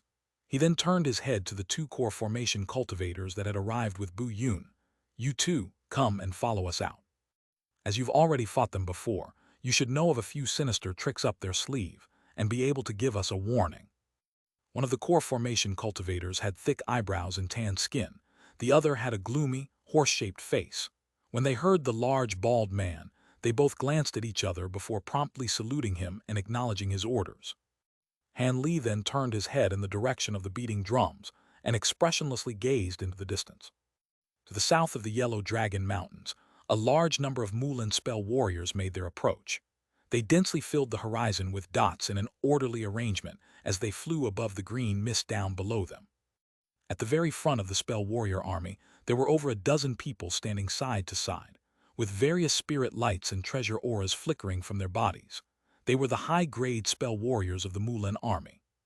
Among them, there were 3 that were particularly eye-catching. A man enveloped in red light with a thick, malevolent flame snake twisting all over his body. A shriveled man as tall as a bamboo pole, appearing as if the very wind could throw him to the ground, and a figure enveloped in black robes.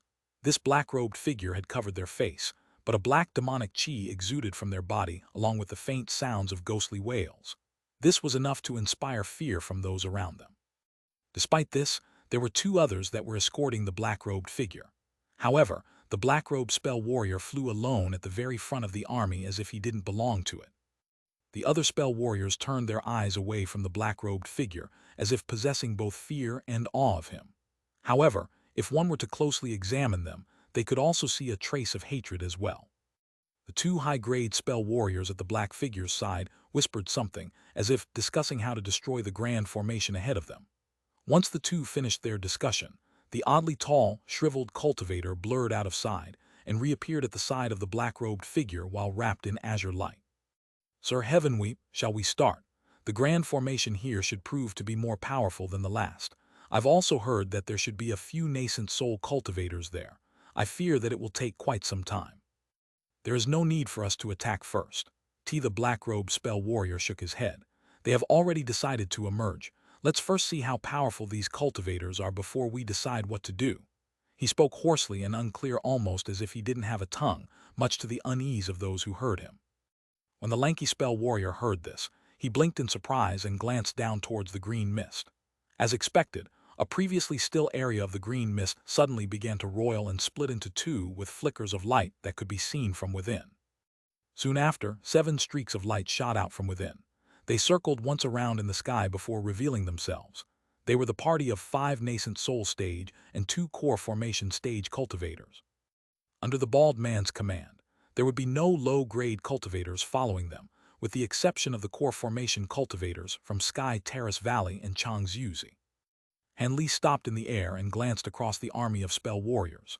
Of course, the 10 spell warriors leading them had attracted his attention, particularly the sinister black-robed figure. He wasn't able to stare for long as he unconsciously averted his gaze.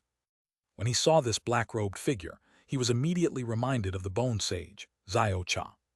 Could it be this person was also a ghost Dao cultivator? Han Li's heart trembled, and he grew vastly more diligent.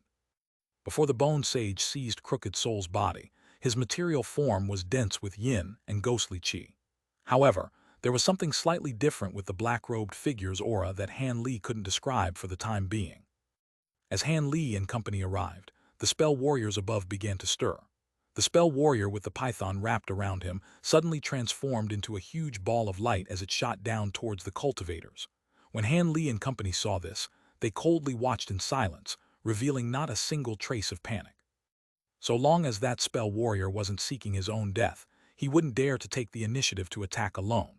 As a result, the group of cultivators simply watched with hostile gazes as the huge fireball arrived 20 meters away from them. The flames emitted a scorching heat even from a distance, to the alarm of the many cultivators before them.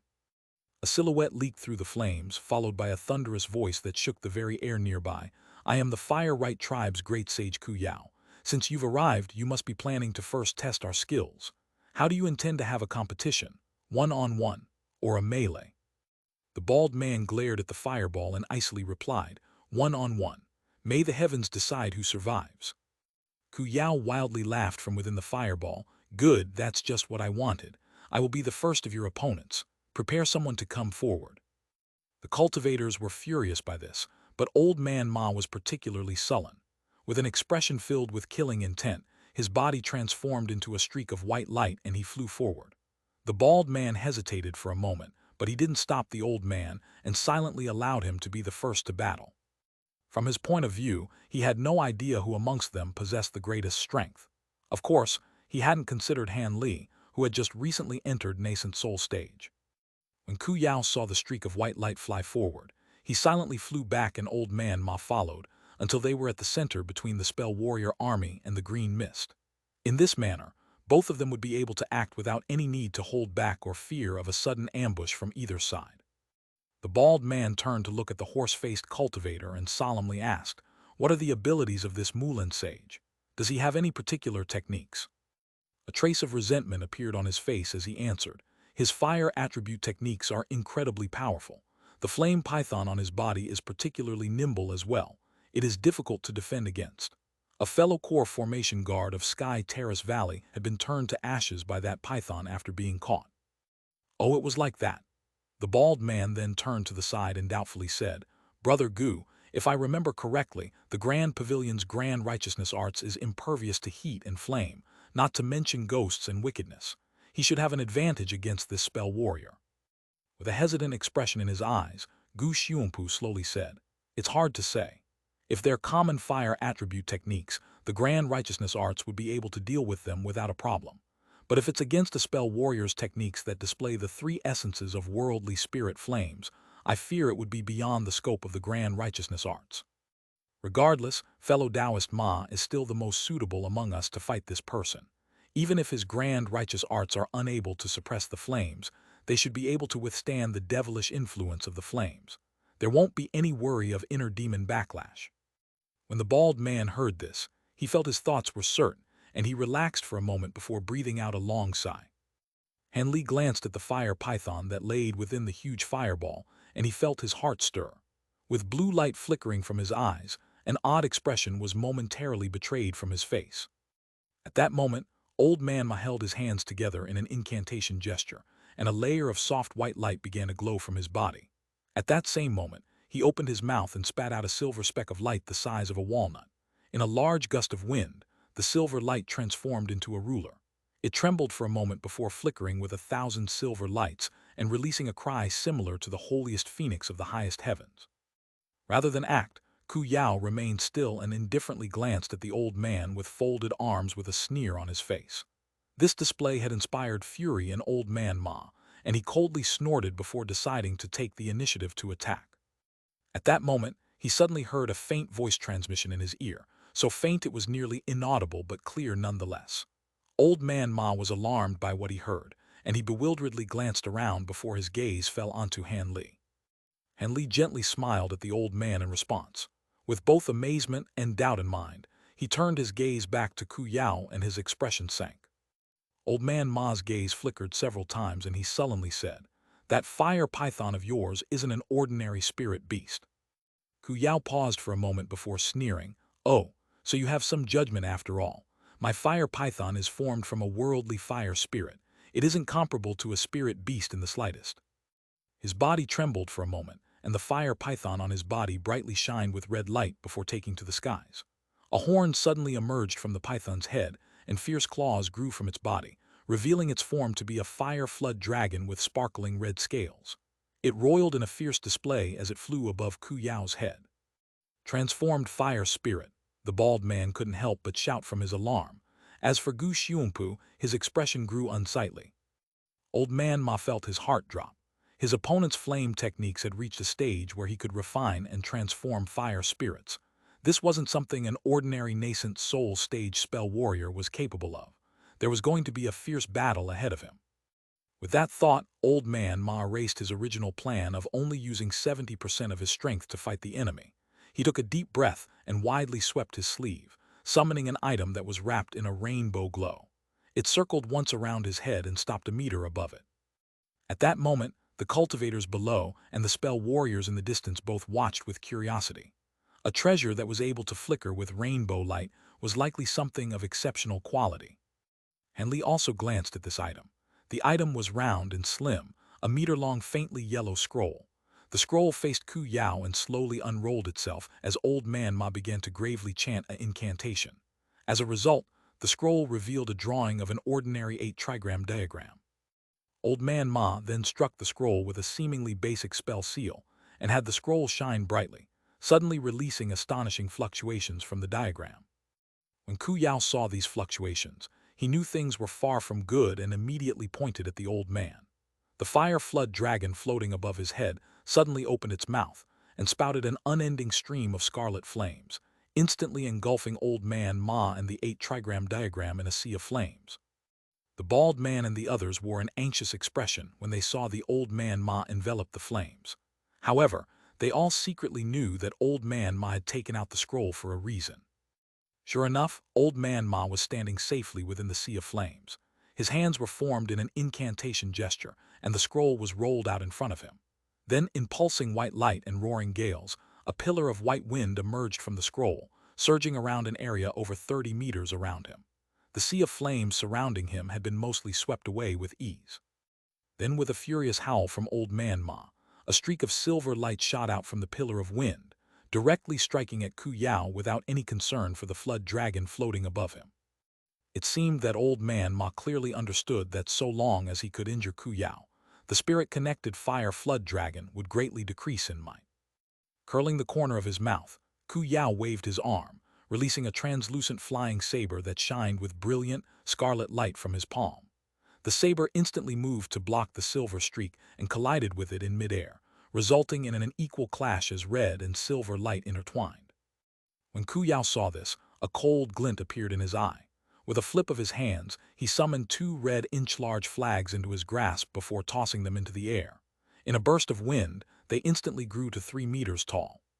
Following a cryptic incantation from Ku Yao, red light suddenly glowed from the flags and 2 thick columns of flame erupted, converging onto the fire flood dragon's horn, giving rise to a large cloud of weak flames nearby. Go! Ku Yao ceased his incantation and puffed a mist of red chi onto the fire flood dragon above him. With roused spirits, the flood dragon roared with delight before charging into the fire cloud, turning it crimson and causing it to roil. But soon, it began to rapidly shrink. Down below, Han Li narrowed his eyes at the sight of this with pupils glowing blue. Through the bright-side spirit eyes, he was able to astonishedly discover that the fire dragon hiding inside the cloud was breathing in the fire cloud with reckless abandon. In the blink of an eye, the fire cloud was cleanly devoured, and the flood dragon rapidly increased in size, raising to over 30 meters in height. With its head the size of a small building and its bared fangs, it appeared truly malevolent. At that moment, the surging white pillar of wind had entirely blown away the sea of flames, revealing only Old Man Ma who stood inside it. As he held the 8-trigram scroll in his hands, he coldly watched the tremendous flood dragon for only a moment before wordlessly flinging the scroll into the air. The scroll then shot into the sky in a streak of rainbow light and promptly disappeared into the skies above, as if attempting to reach its farthest reaches. Ku Yao blinked in astonishment. In his hesitation, he suddenly sensed a series of odd spiritual chi fluctuations from above him. Slivers of rainbow light then began to shine down from the sky, revealing a 100-meter-wide 8-trigram formation enveloped entirely in rainbow light. It directly shot down from the sky without any resistance. Ku Yao's expression vastly changed and instantly pointed at the fire flood dragon without any further thought. The flood dragon immediately raised its head and spouted a scarlet stream of light from its mouth, directly striking at the bottom portion of the formation. The formation faintly trembled for a moment, but it continued falling as if unaffected. With a paled complexion, Ku Yao rubbed his hands together before suddenly raising them, shooting a dense barrage of countless fist-sized fireballs into the sky. Han Li's heart stirred at the sight of this. This wasn't something that was a result of many fireball talismans, but something that had been instantly produced by one's own cultivation. Spell warrior spirit techniques were vastly beyond what ordinary elemental Taoist techniques were capable, and were far more useful in battle as a result. As Han Li's mind wandered, the many fireballs struck the underside of the huge formation like shower of meteors. However, this strike also proved to be of little effect. The diagram continued falling down with immense speed as it enveloped Ku Yao and his flood dragon. At that moment, the cultivators and spell warriors watching the battle were no longer able to see Ku Yao. They only saw the huge 8-trigram formation slowly revolve as they surrounded it. Old Man Ma didn't reveal the slightest delight from having his attack succeed. Rather, he solemnly sat cross-legged with his hands forming an incantation gesture as soft white light twirled around his body. At that same moment, the huge diagram seemed to have merged with the rainbow light and suddenly released rolls of deafening thunder, pulsing with light as it flickered. The shriveled spell warrior wore a worried expression on his face. He turned to the black-robed figure and politely asked, "Sir Heavenweep, will Sage Ku Yao be fine in there? If it's dangerous, we don't need to respect the agreement for a one-on-one. We can just go in and rescue him. It is truly beyond belief that this nascent soul cultivator could possess such an odd ancient treasure." The black-robed figure softly laughed. "Don't worry about him," he said with a careless tone. "While that supreme 8-trigram diagram is a truly formidable ancient treasure, this cultivator still hasn't grasped the true method to use it. He's barely able to use it by forcing his spiritual power into the treasure. This won't be able to hold fellow Taoist Ku for much longer. This brutish method of using the formation diagram will surely consume a great amount of magic power. How foolish." But still, it is no surprise that few know the true method to use such a rare ancient treasure in this remote area. His words seemed to carry a tone of disdain towards the cultivators of the heavenly south. The shriveled spell warrior relaxed when he heard this, and decided to temporarily hold on his plan to organize a party of spell warriors to rescue Ku Yao. As for the bald man and the others, their expressions possessed both worry and joy. They had been excited when they saw the spell warrior trapped by the 8-trigrams formation. But when they saw Old Man Ma still maintaining the formation with a solemn expression with strange sounds occasionally sounded out from within the formation, they knew that the battle was far from over. For a time, the old man had actually been cursing without end. This treasure was something that he had only recently acquired, and he had only previously used it against core formation cultivators.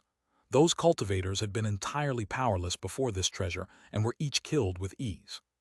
However, this spell warrior was able to temporarily obstruct the diagram through use of his own attacks, along with the unceasing, ferocious attacks of his flame dragon.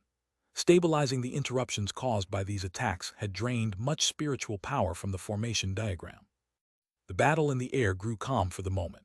Apart from faint explosions sounding out from within the formation diagram, there was only silence. Worry became more apparent on the faces of Heavenly South cultivators. Han Li was the only one who still maintained a calm expression as he watched the battle unfold. Silvermoon clicked her tongue from the back of Han Li's mind in disappointment. That fellow Taoist Ma is truly overexerting that treasure by using the Supreme 8 trigram diagram in this manner. That ancient treasure is no weaker than the purple cloud lace. With a still expression, Han Li inwardly asked, Supreme 8 trigram diagram, you know of this ancient treasure? Of course, Silvermoon quickly answered. It was a renowned ancient treasure in the past. However, it seems this particular treasure is of poor quality. Otherwise, that spell warrior should have already perished, despite the old man's ignorance usage of the treasure. If it were a high-quality 8 trigram diagram, the magic power consumption wouldn't be so great. After some hesitation, Han Li asked, if a poor-quality diagram can display this much power, then what would a good-quality diagram be capable of? When you say that the purple cloud lace is no weaker than this treasure, could it be that there is a secret method that must be used to draw out its full power? Silvermoon smiled and replied, the purple cloud lace isn't that troublesome to use. You simply need to pour spiritual power into it and use it. Furthermore, the Jade Sun true fire only takes a few tries before it is properly grasped. When Han Li heard this, he grew silent. He gazed, then turned towards the sky once more, and he frowned, thinking, not good. A huge explosion rippled through the air, and the 8 trigram diagram suddenly distorted. Countless beams of red light shot out from the diagram, tearing away at the formation. As this shocking scene occurred, another series of explosions sounded out from the corner of the formation. A ball raging flames emerged and shot 30 meters straight up before fading away, revealing Ku Yao with a blood-red complexion as he stood on top of the fire flood dragon. The flood dragon had returned to the size of 3 meters from an unknown time and appeared vastly weakened. To the side, old man Ma didn't appear much better. His face was pale and his eyes listless. However, the old man gritted his teeth and waved his arm at the shredded formation diagram. In a flash of rainbow light, it flew back into the sky and dropped back down into the old man's hand as a scroll. When the old man saw that the scroll was in tatters, his face greatly paled. It was clearly ruined beyond use. What a pity, the black-robed figure spoke with a trace of regret. If fellow Taoist Ku Yao hadn't been in such a rush to break free and used his fire spirit's vitality to stall of time, that cultivator's magic power would have been exhausted, and he would have taken the initiative to dispel the formation diagram regardless. The shriveled cultivator pondered for a moment before he found himself agreeing. With the spell warrior broken free, old man Ma's complexion turned sickly pale as he grasped onto the scroll. He quickly placed it away in his storage pouch and viciously gazed at Ku Yao. Ku Yao snorted in response and had the flood dragon beneath him surge once more with flames and red light. The shriveled spell warrior suddenly shouted from above, Sage Ku Yao, cease. He then turned to the Heavenly South cultivators and said, how about ending this battle in a draw? Both of their magic power is nearly exhausted. Nothing will result from having this battle continue. The bald man was somewhat surprised to hear this. After exchanging a look with Gu Xiongpu, he nodded his head, that is fine, let's have this battle end. Although old man Ma felt somewhat opposed this decision, he knew that it would be futile to continue the battle and flew back without any better option. Ku Yao also felt gloomy at this decision and begrudgingly recalled his flood dragon before flying back into the spell warrior ranks. Old man Ma returned down below and received a few consoling words from the bald man, easing the tension from the old man's face. But at that moment, the black-robed spell warrior and the shriveled old man was muttering something to each other. As a result, the black-robed figure gently floated in the air and arrived at the location of the previous battle. He gloomily swept his gaze past the other cultivators, and a trace of contempt was revealed from his eyes. In his hoarse voice he said, this time, you will be fighting me, but I will say this first. This battle will last until someone is dead. Don't have any delusions of stopping this battle while it is in progress. The black-robed figure's arrogant words infuriated Gu Xiongpu and the bald man. However, the two didn't dare to rise up to the challenge. They both knew that 2 nascent soul cultivators have already perished at the hands of this strange spell warrior. As they still greatly valued their lives, they were hesitant. Let me try him on, Han Li indifferently said. The bald man blinked in surprise upon seeing Han Li take the initiative to fight, but soon he inwardly sighed with relief. Ah, fellow Taoist Han wishes to go. You must take care. If there is something amiss, we will naturally go to rescue you." Han Li smiled and said little else. Azure light glowed from his body before he streaked across the skies. In the blink of an eye, he arrived before the black-robed figure and expressionlessly stood in the air with his hands held behind his back. The black-robed figure appraised Han Li for a moment before his eyes began to turn from black to green in what appeared to be a monstrous display. Han Li narrowed his eyes and asked, "Are you demon or ghost?" "You don't think this old man is human?" the black figure coldly chuckled. At that same moment, inky threads of black chi began to wrap around his body. Ghostly wails soon began to howl, followed by gusts of yin wind. Han Li took a short breath and calmly said, "So you were originally a man, but it seems that you've cultivated the Tao of a demon or ghost." "Humph, Junior, you speak too much rubbish. There is no need to examine me any further as you will soon die by my hand. Don't waste your effort." With that said, black chi suddenly surged around his body, nearly hiding him entirely from sight. "As I don't have the patience to play with you, I'll be taking your life now." The black-robed old man sinisterly laughed and formed an incantation gesture with his hands. Suddenly, he grew to giant about 6 meters in height. Although the vortex of yin chi surrounding him mostly blocked him out of sight, one could faintly make out 2 horns poking out from the robes and 2 fangs as well. It was no wonder so many cultivators believed this unfamiliar spell warrior was a transformed oddity. Han Li's eyes shined with blue light, revealing the huge man's ferocious appearance. "What?" Han Li was shocked by the demonic appearance of the huge man. His current appearance was exactly the same as the one of the phantoms of the 6 apex devils he encountered when he fought the disciple of Archsaint Six Paths. Chapter 573. What relation does your esteemed self have with Archsaint Six Paths? The huge man evilly grinned after a moment of surprise. "Who is this Archsaint Six Paths? Don't think that your nonsense will allow you to stall for time. Accept your death." He then raised his hand and scattered some of the black chi, suddenly shooting a black object towards Han Li. However, the object flashed with black light as soon as it left the cover of the black chi and disappeared from sight. Han Li's expression sank and suddenly shot back 10 meters.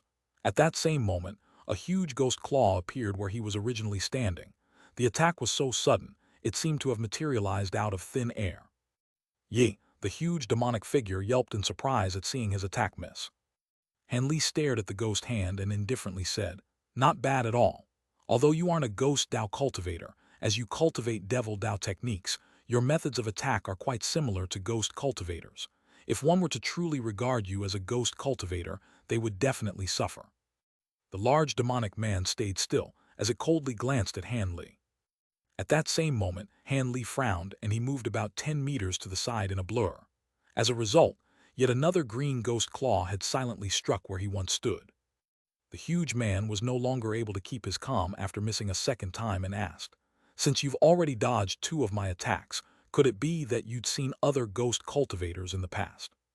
"Of course I have. How else could I have so easily dodged your attacks?" Han Li replied smilingly with a half-truth. "Humph, your esteemed self is actually a vastly experienced individual. Regardless, even if you know that I use devil Tao techniques, what will come of it? With the might of the heaven flash devil arts, you will be dead in only a moment." The huge man spoke sinisterly. He then abruptly released an intense, ear-piercing whistle that was capable of even splitting stone.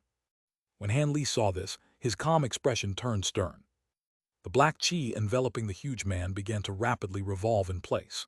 Soon after, an astonishingly powerful wave of devilish chi suddenly erupted out of thin air, and the huge man shot out from the black chi, instantly arriving before Han Li as he left afterimages in his wake. With a slight movement of his arms, an impenetrable flurry of black-green claws immediately surrounded him. It seemed that he intended to use his claws to cut Han Li into countless pieces. Han Li took a deep breath and wore an odd expression as he remained in place. He slapped his hands together before spreading them out, summoning a net of golden lightning around him. With thunder ringing in the air, Han Li glanced at the claws around him with complete fearlessness.